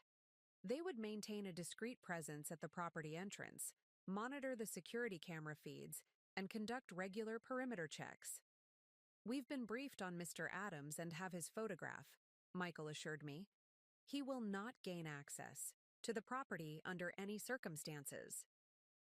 The additional security brought peace of mind, but also a sense of sadness. How had a family dispute escalated to the point where I needed professional protection from my own grandson? Around noon, Jonathan called with unsettling news. Victor filed another emergency motion this morning, he began. He's now claiming that Harold wasn't of sound mind when he changed his will in your favor. That's ridiculous, I protested. Harold underwent a comprehensive cognitive evaluation before finalizing the will. You said yourself the documentation was impeccable. It was and still is, Jonathan affirmed. But Victor has produced a witness, a former hospice nurse named Raymond Diaz, who claims Harold was heavily medicated and confused during his final weeks. That's simply not true. The hospice team was extremely careful with his medication, specifically to ensure he remained lucid. And who is Raymond Diaz? I don't recall any nurse by that name. Neither do I, which is suspicious in itself. I'm checking with the hospice service to verify whether he actually worked with Harold. In the meantime, I've requested an emergency hearing to address these new claims before the main guardianship hearing next week. Could this delay the dismissal of the guardianship petition? I asked. Potentially, but I don't think so. The judge, assigned to your case, Judge Keller, is known for her no-nonsense approach to frivolous claims. I suspect she'll see through this rather transparent attempt to muddy the waters. After hanging up, I went to my study and retrieved the journal I'd kept during Harold's final months. I'd recorded everything: his good days and bad, the medications administered, our conversations, the visitors who came to see him. If Victor had indeed fabricated a hospice nurse, the journal would help expose that lie. As I flipped through the pages, I found no mention of anyone named Raymond Diaz. The regular hospice nurses were Maria Jimenez and Paul Hunter, with occasional visits from their supervisor, Dr. Levine. All of them had been compassionate and professional, focused on ensuring Harold's comfort while preserving his dignity and mental clarity. I took photos of the relevant journal entries and sent them to Jonathan. He responded almost immediately. This is excellent. Contemporaneous documentation is extremely valuable. I've also heard back from the hospice service. They have no record of any Raymond Diaz working for them during that period, or ever.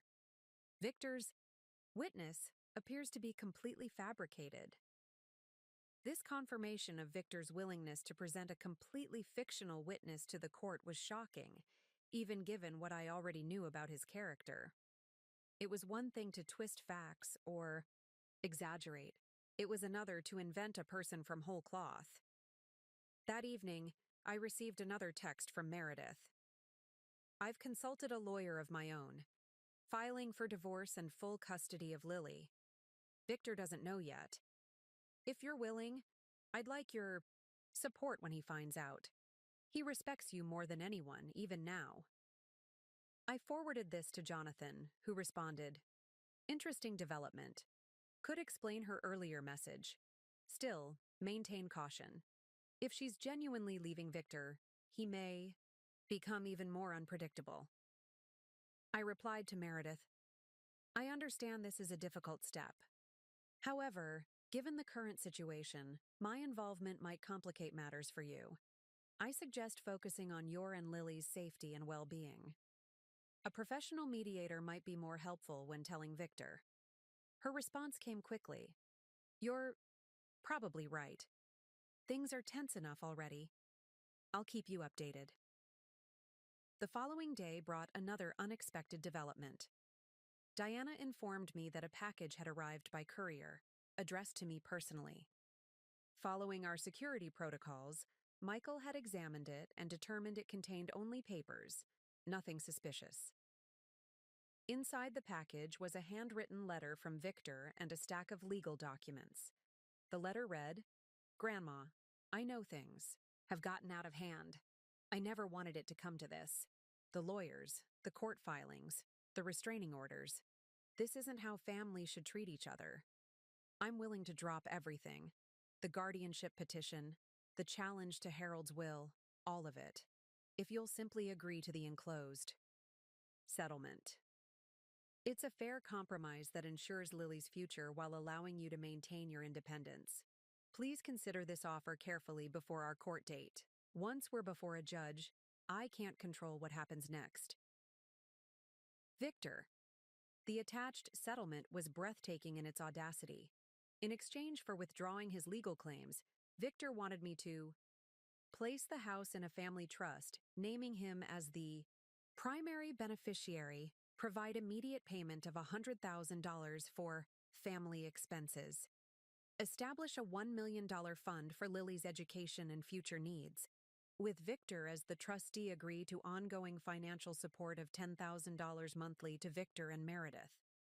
The document was prepared by an attorney I hadn't seen mentioned before, suggesting Victor had either changed legal representation or created this without his original lawyer's knowledge. I immediately scanned and sent everything to Jonathan, who called within minutes. "This is unbelievable," he said, not bothering to hide his outrage. After all the false claims, harassment, and now apparently fabricating witnesses, he expects you to hand over most of your assets to him? The mention of Meredith is interesting, I noted. According to her messages, she's left him and is filing for divorce. Which makes this even more suspicious, Jonathan agreed. Either he doesn't know about the divorce plans, or this whole situation, Meredith's messages and this settlement. Offer is coordinated deception. What should I do? Nothing. Don't respond at all. We'll address this at the hearing. In fact, this settlement actually strengthens our case by demonstrating that his motivations are purely financial. The day before the scheduled court hearing, Jonathan came to the house to prepare me for what to expect. We sat in Harold's study, reviewing documents and discussing strategy. Judge Keller is known for her efficiency and intolerance for games, he explained. She'll likely begin by addressing Victor's emergency motions, then move to the substance of the guardianship petition itself. What should I expect from Victor? I asked. Based on his pattern so far, I anticipate he'll present himself as the concerned grandson trying to protect you from exploitation. He'll likely reference your sudden change in behavior after Harold's death, emphasize your age, and possibly bring up your previous modest lifestyle as evidence that you're being manipulated. And our response? We'll present Dr. Abernathy's evaluation, your consistent decision-making before and after inheriting from Harold, and evidence of Victor's pattern of harassment and fabrication. We'll also have statements from Bernard, the hospice service confirming no Raymond Diaz was employed by them, and Dr. Wen's affidavit stating he never evaluated you or provided any opinion regarding your mental capacity. I nodded, feeling more confident with each point. What about Julia? Will she need to testify? I've filed her affidavit, but I'd prefer to avoid having her appear in person if possible. Victor becomes particularly volatile where she's concerned, and we don't want to inflame the situation unnecessarily. Just as Jonathan was gathering his papers to leave, my phone rang. It was an unknown number. Mrs. Montgomery? A woman's voice asked when I answered. This is Tricia Finch, a nurse at Memorial Hospital. I'm calling about Victor Adams. You're listed as his emergency contact. My heart jumped. What's happened? Mr. Adams was brought in about an hour ago after a single car accident. He's stable but sedated. We found your contact information in his wallet. I see, I said, processing this unexpected development. Is he seriously injured? Multiple contusions and a broken wrist, but nothing life-threatening. He was quite agitated when brought in, mentioned something about a court hearing. The doctor administered a mild sedative to help him rest. I thanked her for the information and explained that Victor and I were currently estranged with a restraining order in place. I recommended they contact Meredith instead. That's unusual, the nurse commented. Mr. Adams specifically asked us not to contact his wife, said they were having problems.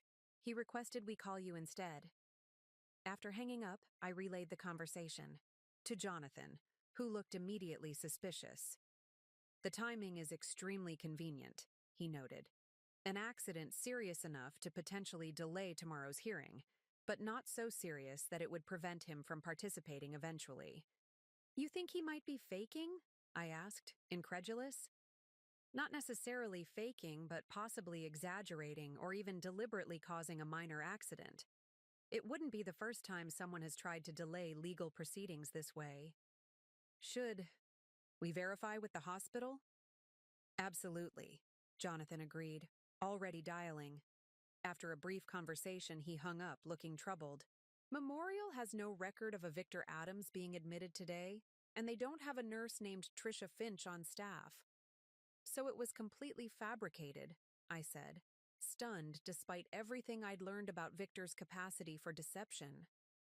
But why? What would he gain by having me believe he's in the hospital? Jonathan's expression grew grave. It could be an attempt to get you to violate the restraining order by going to the hospital, or... He paused, considering. It could be a distraction, to focus your attention elsewhere while he does something else. A chill ran through me. Like what? I'm not sure, but I don't like it. I think we should... He was interrupted by an urgent knock. Michael entered without waiting for a response. Mrs. Montgomery, we have a situation. A woman claiming to be Meredith Adams just arrived at the gate with a child. She says it's an emergency regarding Victor. Jonathan and I exchanged alarmed glances. Is it actually Meredith? I asked. The woman matches the photograph you provided, Michael confirmed. And the child appears to be Lily. But given the circumstances and the restraining order, we didn't admit them.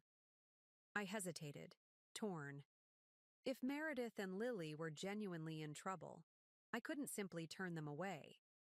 But the suspicious phone call moments earlier suggested this could be part of an elaborate setup. Tell her to wait at the gate, Jonathan decided. I'll go speak with her personally. Michael, please accompany me. While they were gone, I moved to the window overlooking the front drive, watching anxiously. From this distance, I could see a car parked outside the gate, and what appeared to be Meredith standing beside it, holding Lily's hand. About 10 minutes. Later, Jonathan returned looking both confused and concerned. It's definitely Meredith and Lily, he confirmed. She claims Victor has become increasingly erratic, made threats about taking care of things once and for all, and then disappeared this morning. She's afraid he might do something desperate before the hearing and came here believing he might try to confront you.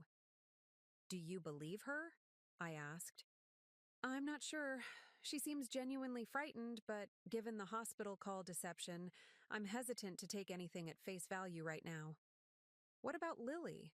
How does she seem? Upset, confused. She keeps asking to see you. I closed my eyes.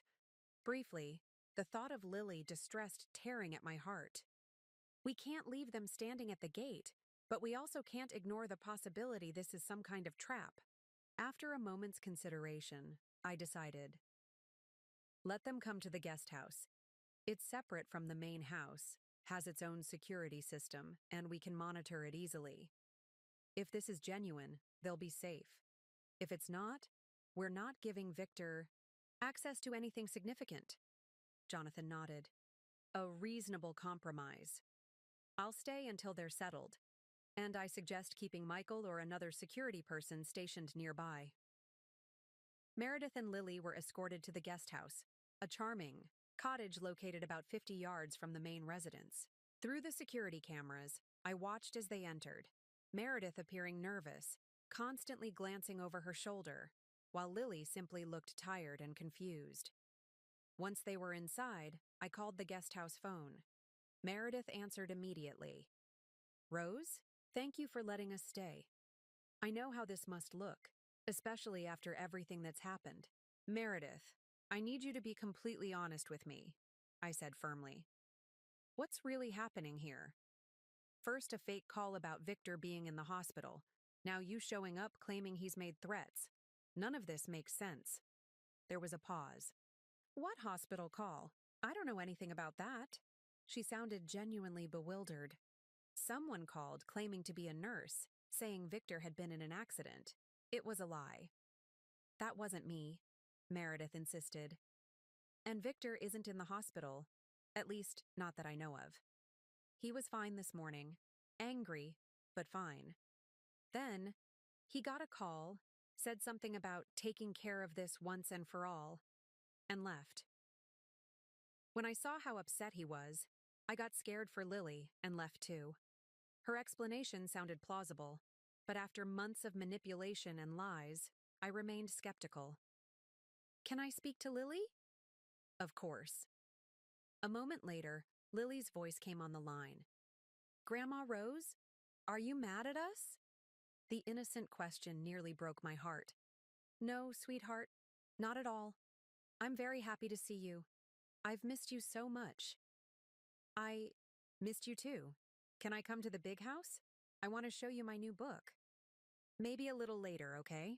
For now, you and your mom need to rest in the guest house. It's been a long day. After assuring Lily that everything would be all right, I returned the phone to Meredith. We'll stay here as long as you want, she said. I didn't know where else to go. I ended the call still uncertain about Meredith's true intentions, but confident that with security personnel in place, and both Jonathan and Michael remaining vigilant, the situation was under control for now. As evening approached, another call came in, this time from Bernard. Rose, I just received a very strange visit from Victor. He appeared at my door about an hour ago, extremely agitated, claiming you were in danger and that I needed to come with him immediately to help you. What did you tell him? I asked, alarmed that Victor was now involving Bernard in his schemes. I told him I'd just spoken with you and you were perfectly fine. He became quite insistent, claiming you were being held against your will by those people who've turned you against your family. When I refused to go with him, he accused me of being part of some conspiracy against him. Did he threaten you? Not physically, but he made some rather ominous comments about how I'd regret choosing the wrong side. I've reported the incident to the police, given the restraining order. Thank you for letting me know, I said. Meredith and Lily are actually here now, in the guest house. Meredith claims Victor made threats and disappeared, so she came here fearing he might try to confront me. Bernard was silent for a moment. That's concerning. If Victor approached me trying to lure me away from my home with false claims about your safety, while his wife and daughter are at your property, he didn't need to finish the thought. We were both thinking the same thing. Victor might be trying to separate me from my support network for some purpose. I should warn you, Bernard continued. Victor appeared to be under the influence of something. His speech was slightly slurred, his eyes unfocused. He may not be thinking clearly. After thanking Bernard again for his vigilance, I immediately called Jonathan to update him on this new development. This changes things, Jonathan said gravely. Victor's behavior is becoming increasingly erratic and potentially dangerous. I'm going to contact the police to request a patrol in your neighborhood tonight. He also suggested strengthening our security presence at the property, particularly around the guest house. I agreed, and Michael arranged for an additional security officer to be stationed outside overnight. As a further precaution, I decided to move from the master bedroom at the rear of the house to a guest room at the front, which offered better visibility of the approaching driveway and was closer to the security team's position. Sleep was elusive that night. I lay awake, replaying the day's events, trying to discern pattern from chaos. Was Meredith genuinely seeking refuge, or was her arrival part of Victor's plan? Was Victor truly spiraling out of control, or was his apparent instability a calculated performance designed to achieve some objective I hadn't yet identified? Around 2 a.m., my phone buzzed with a text from Michael. Movement detected in woods behind property. Security investigating. Please stay in your room with door locked. I complied, my heart racing as I engaged the additional deadbolt Jonathan had insisted on installing on all bedroom doors. For several tense minutes, I waited, straining to hear any unusual sounds. Finally, another text arrived. False alarm. Deer triggered motion sensor. All secure. Morning arrived with a gray drizzle that matched my mood. Despite the restless night, I rose early to prepare for the court hearing scheduled for 10 a.m. I chose my outfit carefully, a conservative navy dress that projected dignity and competence without ostentation. Jonathan arrived at 8, bringing with him a colleague, Sarah Chen, who would assist with the case. They reviewed our strategy once more while Diana served coffee in the kitchen. "Any updates on Meredith and Lily?" Jonathan asked. "They spent a quiet night in the guest house," I reported. "I spoke briefly with Meredith this morning. She's still claiming to have no knowledge of Victor's whereabouts." "We should leave for the courthouse soon," Sarah suggested. "Given everything that's happened, arriving early would be prudent." As we gathered our materials, a security alert sounded on my phone. The front gate camera showed a police cruiser requesting entry. Michael called from the security office to confirm they were responding to a report of a disturbance at my address. "A disturbance? There's been nothing here," I said, puzzled. "I'll speak with them," Jonathan offered, heading outside with Michael. Through the window, I watched as Jonathan conversed with two officers at the gate.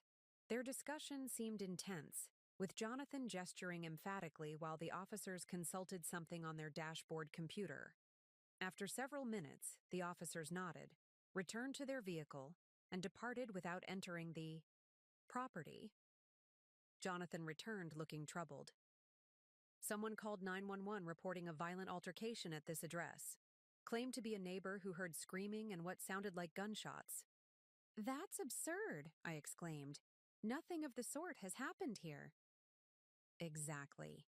It's another false report, presumably from Victor, trying to create confusion before the hearing. Fortunately, the officers were reasonable once I explained the situation and showed them the restraining order documentation. Sarah checked her watch. "We should still make it to court with time to spare, but we should leave now." As we headed toward the front door, Diana appeared suddenly from the direction of the guest house, her expression alarmed. "Mrs. Montgomery." "Meredith and Lily! They're gone!" "Gone? What do you mean?" "I went to bring them breakfast and the guest house was empty. The back door was standing open." Jonathan immediately alerted the security team, who confirmed that no one had exited through the front gate. A quick check of the perimeter revealed a section of hedge that appeared to have been pushed through from the inside, creating a small gap just large enough for a person to squeeze through. The camera covering this area was redirected sometime overnight, Michael reported, showing us how the device had been subtly adjusted to create a blind spot. "So Meredith and Lily slipped out deliberately," Jonathan concluded. "But why? And where have they gone?"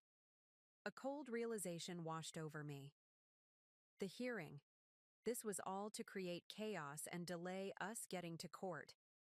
Jonathan quickly called the courthouse to inform Judge Keller's clerk of the situation. After a brief conversation, he turned to us with a grim expression. "Victor's attorney has already filed an emergency motion for continuance, claiming medical emergency. He's there now, arguing that Victor was hospitalized overnight and unable to attend." "But that's a lie," I protested.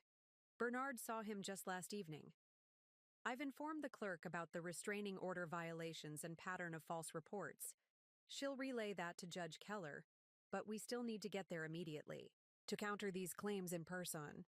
The drive to the courthouse was tense, with Jonathan making calls throughout to coordinate our response to Victor's latest maneuvers.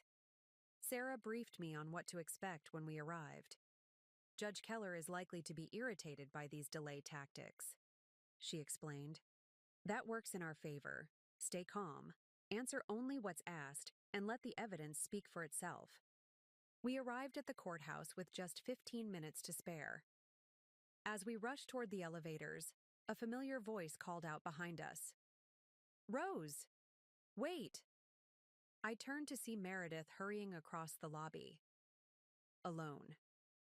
"Where's Lily?" I demanded as she approached. "And what game are you playing, sneaking out of the guest house like that?" Meredith looked genuinely distressed, her eyes red-rimmed from crying. "I'm so sorry. Victor called last night. He said he had Lily's favorite stuffed animal at our house and she was upset without it. He convinced me to bring her home just to get it, promised he wasn't even there. But when we arrived, he was waiting. He wouldn't let us leave." "Where is Lily now?" I asked, increasingly alarmed. "With my sister." Victor was ranting all night about conspiracies and how everyone had turned against him. This morning, he took a bunch of pills, I don't know what, and passed out. I grabbed Lily and drove straight to my sister's, then came here. I needed to warn you and tell the judge the truth." Jonathan regarded her skeptically. "And why should we believe this story? After everything that's happened?" Meredith pulled out her phone, showing us a video.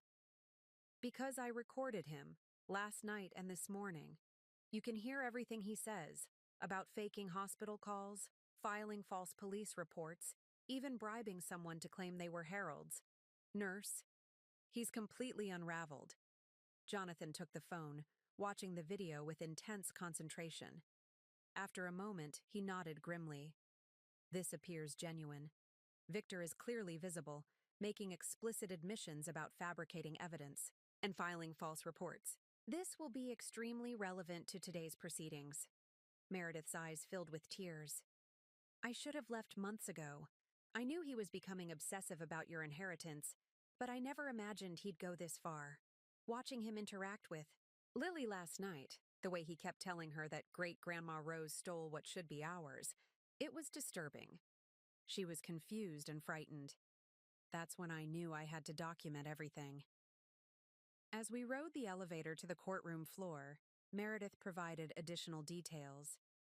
Victor had been drinking heavily for weeks, becoming increasingly fixated on what he called the conspiracy against him. When the guardianship petition seemed unlikely to succeed, he had begun devising more desperate schemes. "He talked about breaking into your house to look for the original will," she confessed. "He was convinced Harold must have left something to him specifically, that you or your lawyers must have hidden it." We arrived at the courtroom to find Victor's attorney, a sharp-featured man named Lowell, already presenting his motion for continuance to Judge Keller, a stern woman in her 60s with penetrating eyes and a no-nonsense demeanor. "And given my client's medical condition, we respectfully request a 30-day continuance to allow for his recovery," Lowell was saying as we entered. Judge Keller looked up as we took our seats. "Ah, Mrs. Montgomery and counsel have arrived. Mr. Weber, I understand you have information relevant to this motion for continuance." Jonathan stood. "Yes, Your Honor. We have evidence that Mr. Adams' claimed medical emergency is yet another fabrication, in a pattern of deception designed to manipulate these proceedings. Those are serious allegations, Counselor," Judge Keller remarked, though her tone suggested interest rather than skepticism. "Indeed, Your Honor, and we're prepared to substantiate them fully." Jonathan gestured toward Meredith. "Mrs. Adams is present and prepared to testify regarding Mr. Adams' activities last night and this morning, including video evidence of him admitting to multiple falsehoods related to this case." Lowell jumped to his feet. "Your Honor, this is the first I'm hearing of any video. I haven't had an opportunity to review this alleged evidence, and Mrs. Adams has clear conflicts of interest given the pending divorce proceedings." "What divorce proceedings?" Judge Keller asked sharply. Lowell hesitated, clearly caught off guard. I was given to understand that Mrs. Adams had initiated divorce proceedings, Your Honor." "That is correct," Meredith confirmed, standing. "I filed yesterday." Judge Keller surveyed the courtroom, her expression indicating she was rapidly reassessing the situation. "Mr. Lowell, where exactly is your client at this moment?" "At Memorial Hospital, Your Honor, under sedation following a mental health episode." Meredith shook her head. "That's not true, Your Honor. Victor was at our home less than 2 hours ago. I have time-stamped video." Judge Keller's expression hardened. "Mr. Lowell, are you representing to this court that your client is currently hospitalized?" Lowell looked increasingly uncomfortable. That was my understanding based on information received from Mr. Adams early this morning, Your Honor. I see. Judge Keller turned to her clerk. Please contact Memorial Hospital and verify whether Victor Adams is currently a patient there. While the clerk made the call, Judge Keller addressed Jonathan. Mr. Weber, please outline the pattern of deception you referenced. Jonathan methodically detailed Victor's actions over the preceding months. The false claims in the guardianship petition, the fabricated hospice nurse, the manipulation of medical opinions, the violations of the restraining order, and the false reports to police and emergency services. He submitted affidavits from Bernard, Julia, Dr. Wen, and the hospice service, along with my detailed records of Victor's harassment. As he concluded, the clerk returned and whispered something to Judge Keller, whose expression grew even more severe. Mr. Lowell, Memorial Hospital has no record of a Victor Adams being admitted today or at any point this week. Do you have an explanation for this discrepancy? Lowell appeared genuinely shocked. No, Your Honor. I was explicitly told by my client that he had been admitted following a breakdown. If that's not the case, I've been misled as well. Judge Keller studied him for a moment, then nodded slightly, apparently accepting that Lowell himself had been deceived rather than participating in the deception. In light of these developments, the motion for continuance is denied, she declared, firmly. Furthermore, given the substantial evidence of Mr. Adams's attempts to manipulate these proceedings through false statements and fabricated evidence, I am prepared to rule on the guardianship petition immediately. She turned to me directly. Mrs. Montgomery, the court has reviewed your neurological evaluation, the affidavits from multiple credible witnesses, and the troubling pattern of behavior by the petitioner. The guardianship petition is dismissed with prejudice. Relief washed over me at these words. The judge continued, her tone becoming even more severe. Additionally, I am issuing a permanent restraining order prohibiting Victor Adams from approaching or contacting Mrs. Montgomery, her place of residence, or her known associates. I am also referring this matter to the district attorney's office for potential criminal charges related to filing false reports, perjury, and contempt of court. Lowell, looking increasingly despondent, attempted one final intervention. Your Honor, given my client's apparent mental state, perhaps a psychiatric evaluation would be more appropriate than criminal charges. Mr. Adams' mental state will certainly be considered by the district attorney's office, Judge Keller replied. However, the extensive planning and coordination evident in his actions suggests a level of calculation inconsistent with diminished capacity. In any case, that determination is not before this court today. She turned to Meredith. Mrs. Adams, the court appreciates your coming forward with this information. I strongly encourage you to share your evidence with the police as well, particularly given Mr. Adams' increasingly erratic behavior and the safety concerns for your daughter. I will, Your Honor, Meredith assured her. I've already arranged for an emergency custody hearing this afternoon. As we left the courtroom, I felt a complex mixture of emotions: relief at the dismissal of the guardianship petition, satisfaction that Victor's machinations had been exposed, but also deep sadness at the complete disintegration of my relationship with my grandson. Outside in the hallway, Meredith approached me hesitantly. Rose, I know I have no right to ask anything of you after everything that's happened, but Lily loves you so much. Is there any way you might consider maintaining a relationship with her, separate from all this ugliness with Victor? Despite my lingering wariness, I couldn't deny the genuine affection I felt for Lily. Lily is innocent in all of this, I agreed. Once things settle and appropriate legal boundaries are established, I would very much like to continue being her great-grandmother. Meredith's eyes filled with tears. Thank you. That means more than you know.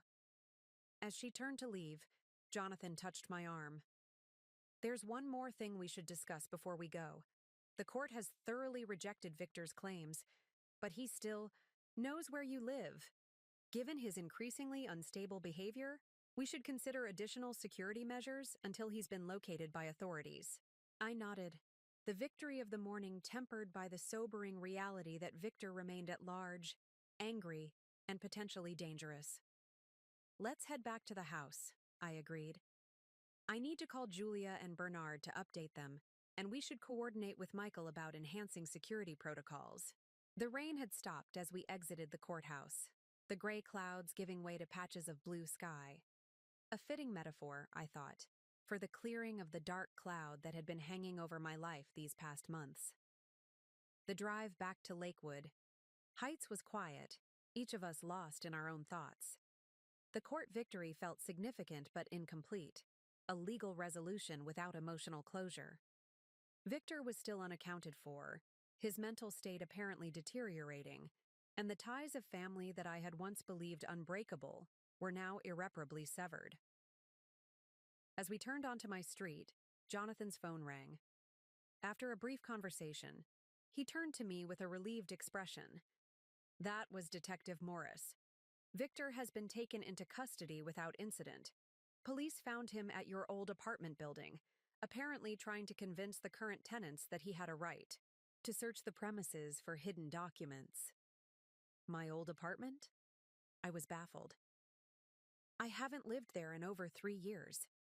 According to the detective, Victor was insistent that you must have hidden Harold's real will there before moving in with him. The residents called police when he refused to leave. It was both a relief to know Victor was no longer at large and deeply saddening to hear how far his delusions had progressed. Despite everything he had done, a part of me still remembered the little boy who had once looked up at me with trust and love in his eyes. When we arrived at the house, Michael met us at the door with news that police had already contacted him regarding Victor's arrest. We gathered in the kitchen where Diana prepared tea, the familiar ritual bringing comfort after the tension of the morning. What happens now? I asked Jonathan as I wrapped my hands around the warm mug. Victor will likely undergo a psychiatric evaluation before formal charges are filed. Given the evidence and his current state, he may be remanded to a mental health facility rather than jail, at least initially. And Meredith and Lily? The emergency custody hearing should establish temporary arrangements quickly. Given the documented behavior in Victor's arrest, Meredith is likely to be granted sole custody with supervised visitation for Victor, if any. I nodded, feeling a profound weariness settle over me. The crisis appeared to be ending, but the aftermath would linger for a long time. Over the next few days, I retreated into the quiet sanctuary of my home, processing all that had happened. Bernard visited regularly, his steady presence and gentle wisdom providing much-needed perspective. Julia and Annika came for Sunday lunch, bringing light and laughter back into rooms that had felt heavy with conflict. A week after the court hearing, I received a formal letter from Meredith's new attorney. She had been granted emergency sole custody of Lily, with Victor restricted to supervised visitation pending completion of a psychiatric treatment program. The letter included a carefully crafted visitation schedule for me to spend time with Lily, Sunday afternoons twice monthly, with the possibility of extended visits during school holidays. I called Meredith to accept the arrangement, finding her voice steadier and more confident than I had ever heard it. The divorce proceedings have started, she told me. I'm moving back to Oak Ridge permanently to be near my family. It's where I grew up, a fresh start for Lily and me. That sounds wise, I agreed. How is Lily adjusting to everything? Better than expected. Children are remarkably resilient. She asks about you often. I look forward to our first Sunday visit, I said sincerely. And Meredith. I want you to know I don't hold you responsible for Victor's actions. You did the right thing in the end, coming forward with the truth. Her voice softened. Thank you for saying that. I should have recognized the warning signs sooner. I've started therapy to understand why I stayed in that situation as long as I did. After we said goodbye, I wandered through Harold's library, my library now, running my fingers along the book spines, feeling a sense of peace gradually returning. The house no longer felt like a fortress against invasion, but a home again, filled with possibilities rather than threats. In the months that followed, life settled into new rhythms. I expanded my volunteer work at the community garden, eventually becoming its director. I continued my watercolor classes, discovering a talent I never knew I possessed. The Sunday visits with Lily became precious anchors in my calendar, our relationship deepening beyond the strained formality it had known in Victor's house. Victor himself was eventually diagnosed with narcissistic personality disorder, complicated by substance abuse. After 3 months in a psychiatric facility, he was released on probation with strict conditions, including continued therapy and compliance with the restraining order. He relocated to a city across the state, apparently starting over with his life as I had with mine. Sometimes, in quiet moments, I still found myself wondering how things might have been different if I had recognized Victor's true nature earlier, if I had established firmer boundaries, if I had been more transparent about Harold's inheritance from the beginning. But as Bernard gently reminded me during one of our conversations in the garden, we make the best decisions we can with the information we have at the time. The rest is just life unfolding as it will. 1 year after the court hearing, I hosted a dinner party to celebrate what I had come to think of as my Independence Day. Julia and Annika were there, as were Bernard, Diana, and several friends from my various activities. Even Meredith and Lily joined us, having driven in from Oak Ridge for the occasion. As we gathered around the dining table that evening, I looked at the faces of these people who had become my chosen family. None were related to me by blood, except for Lily and, in a roundabout way, Julia and Annika. Yet in them, I had found more genuine connection and support than I had known in decades of family obligation. After dinner, as golden sunset light streamed through the windows, Bernard raised his glass. "To Rose," he said simply, "who taught us all that it's never too late to reclaim your life." The others joined in the toast, their warmth enveloping me like a gentle embrace. Lily, now 8 and growing more confident by the day, tugged at my sleeve. "Great Grandma Rose," she whispered, "are you happy now?" The question, so direct and innocent, caught me by surprise. Was I happy? I considered this carefully before answering. "Yes, Lily," I said finally. "I am happy. Not because everything is perfect, but because I'm living truthfully now." She nodded solemnly, accepting this answer with the wisdom children sometimes possess. "Mom says you're the bravest person she knows, because you started over when you were already old." I laughed, not offended by her frank assessment of my age. "Starting over isn't just for young people," I told her. "Sometimes it takes a lifetime to figure out what you really want." Later that evening, after the guests had departed and Bernard lingered over a final cup of tea, we sat in Harold's study, a room that now felt entirely mine, filled with my books, my watercolors on the walls, my memories being made daily. "You know," Bernard observed, "Harold would be pleased with how things turned out. Not the difficulties with Victor, of course, but with how you've embraced this new chapter." "I think about Harold often," I admitted. "Sometimes I feel guilty that I've changed so much of his home." Bernard shook his head emphatically. "Harold didn't leave you a museum to preserve. He left you a future to create. The changes honor his gift rather than diminish it." After Bernard left, I sat alone in the garden, watching stars appear in the darkening sky. The past year had transformed me in ways I couldn't have imagined. I had discovered strengths I never knew I possessed, fostered new relationships built on genuine care rather than obligation, and found purpose that extended beyond familial duty. The painful severing of ties with Victor remained a tender spot in my heart, a reminder that some wounds never fully heal.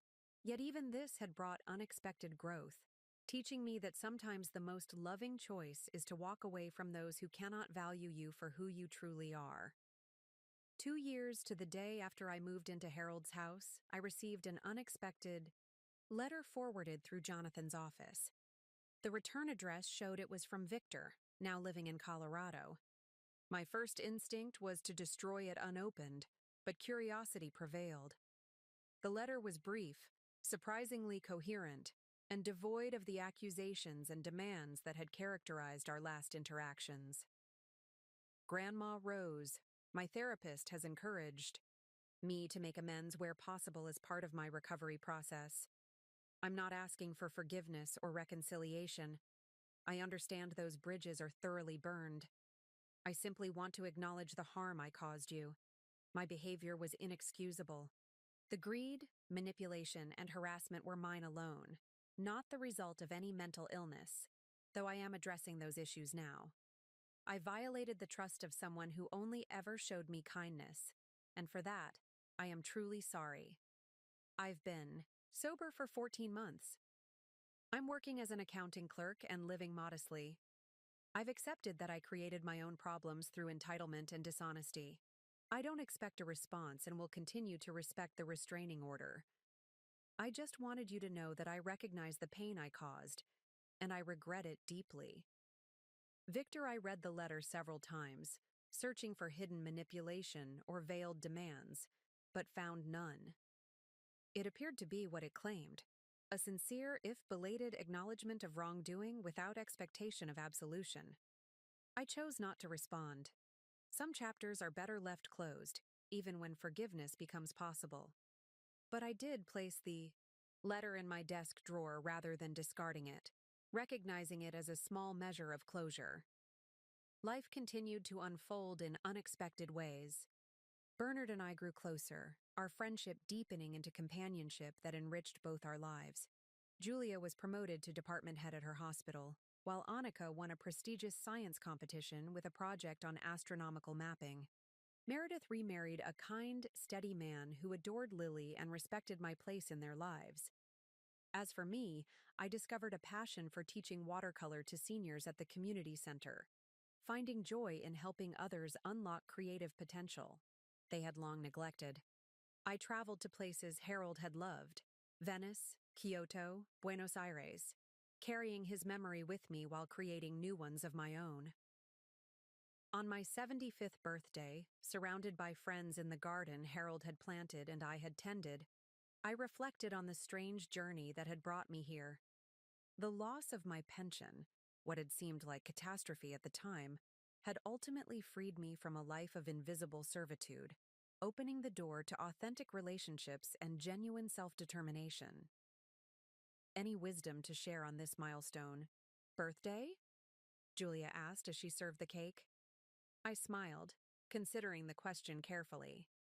Just this. It's never too late to discover your own worth. And once you do, never let anyone convince you to devalue it again. 3 years after moving into Harold's house, I decided to establish a foundation in his name. The Harold Weaver Foundation would support two causes close to my heart: educational opportunities for older adults returning to school, and emergency assistance for seniors facing housing insecurity. People believe transformation is only for the young, I explained to Jonathan as we finalized the paperwork. I want to challenge that assumption. Jonathan, who had become both my attorney and friend, nodded approvingly. Harold would have appreciated the symmetry, his generosity creating opportunities for others to reinvent themselves, just as you did.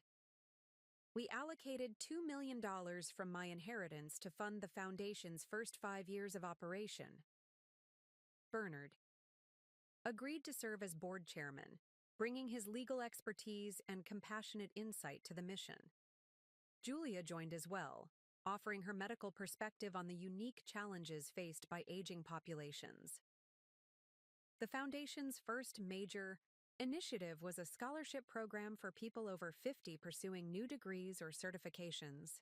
When applications opened, we were overwhelmed by the response. Hundreds of essays from individuals seeking second chances, delayed dreams, and fresh beginnings. Reading their stories, I recognized echoes of my own journey.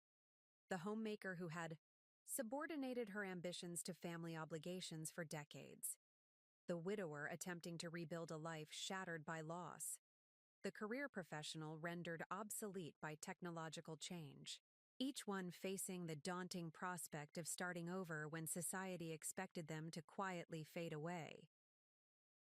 On the day we announced the first 20 scholarship recipients, I felt a sense of completion I hadn't anticipated. The inheritance that Victor had coveted so desperately was now flowing outward, creating ripples of possibility far beyond what he could have imagined. "You've transformed something that was meant to be a simple gift into a legacy," Bernard remarked as we celebrated the launch. "I've just redirected it," I corrected him. "Harold's generosity was the beginning. I'm simply extending its reach." Later, that evening, as Lily helped me gather dishes from the garden party, she asked unexpectedly, "Do you ever miss Dad?" I paused, wanting to answer honestly without burdening her with adult complexities. At 10 years old, Lily was becoming remarkably perceptive, absorbing the nuances of relationships with quiet attention. "I miss who I thought he was," I said finally, "and I miss who he might have become. But I've learned that loving someone doesn't always mean having them in your life." She considered this thoughtfully. "Mom says sometimes people we love can't love us back in a healthy way." "Your mother is very wise," I said, touched by Meredith's careful navigation of this difficult terrain. "I think I understand," Lily continued. "It's like how you had to leave the old house to find out who you really were." The insight, so simply expressed, took my breath away. "That's exactly right, sweetheart. Sometimes what feels like an ending is actually a beginning." As the sun set over Harold's garden, now truly my garden, I reflected on the extraordinary journey that had begun with loss and betrayal, but had blossomed into something rich with purpose and connection. What Victor had never understood, what I myself had taken decades to learn, was that true wealth isn't measured in properties or bank accounts. It lies in the courage to value yourself enough to walk away from those who don't, and in the wisdom to recognize genuine care when it appears in unexpected forms. At 76, I had finally come to understand that liberation sometimes arrives, disguised as catastrophe, and that it's never too late to discover who you might become when you're no longer defined by what others need you to be. Up next, you've got 2 more standout stories right on your screen. If this one hit the mark, you won't want to pass these up. Just click and check them out. And don't forget to subscribe and turn on the notification bell so you don't miss any upload from us.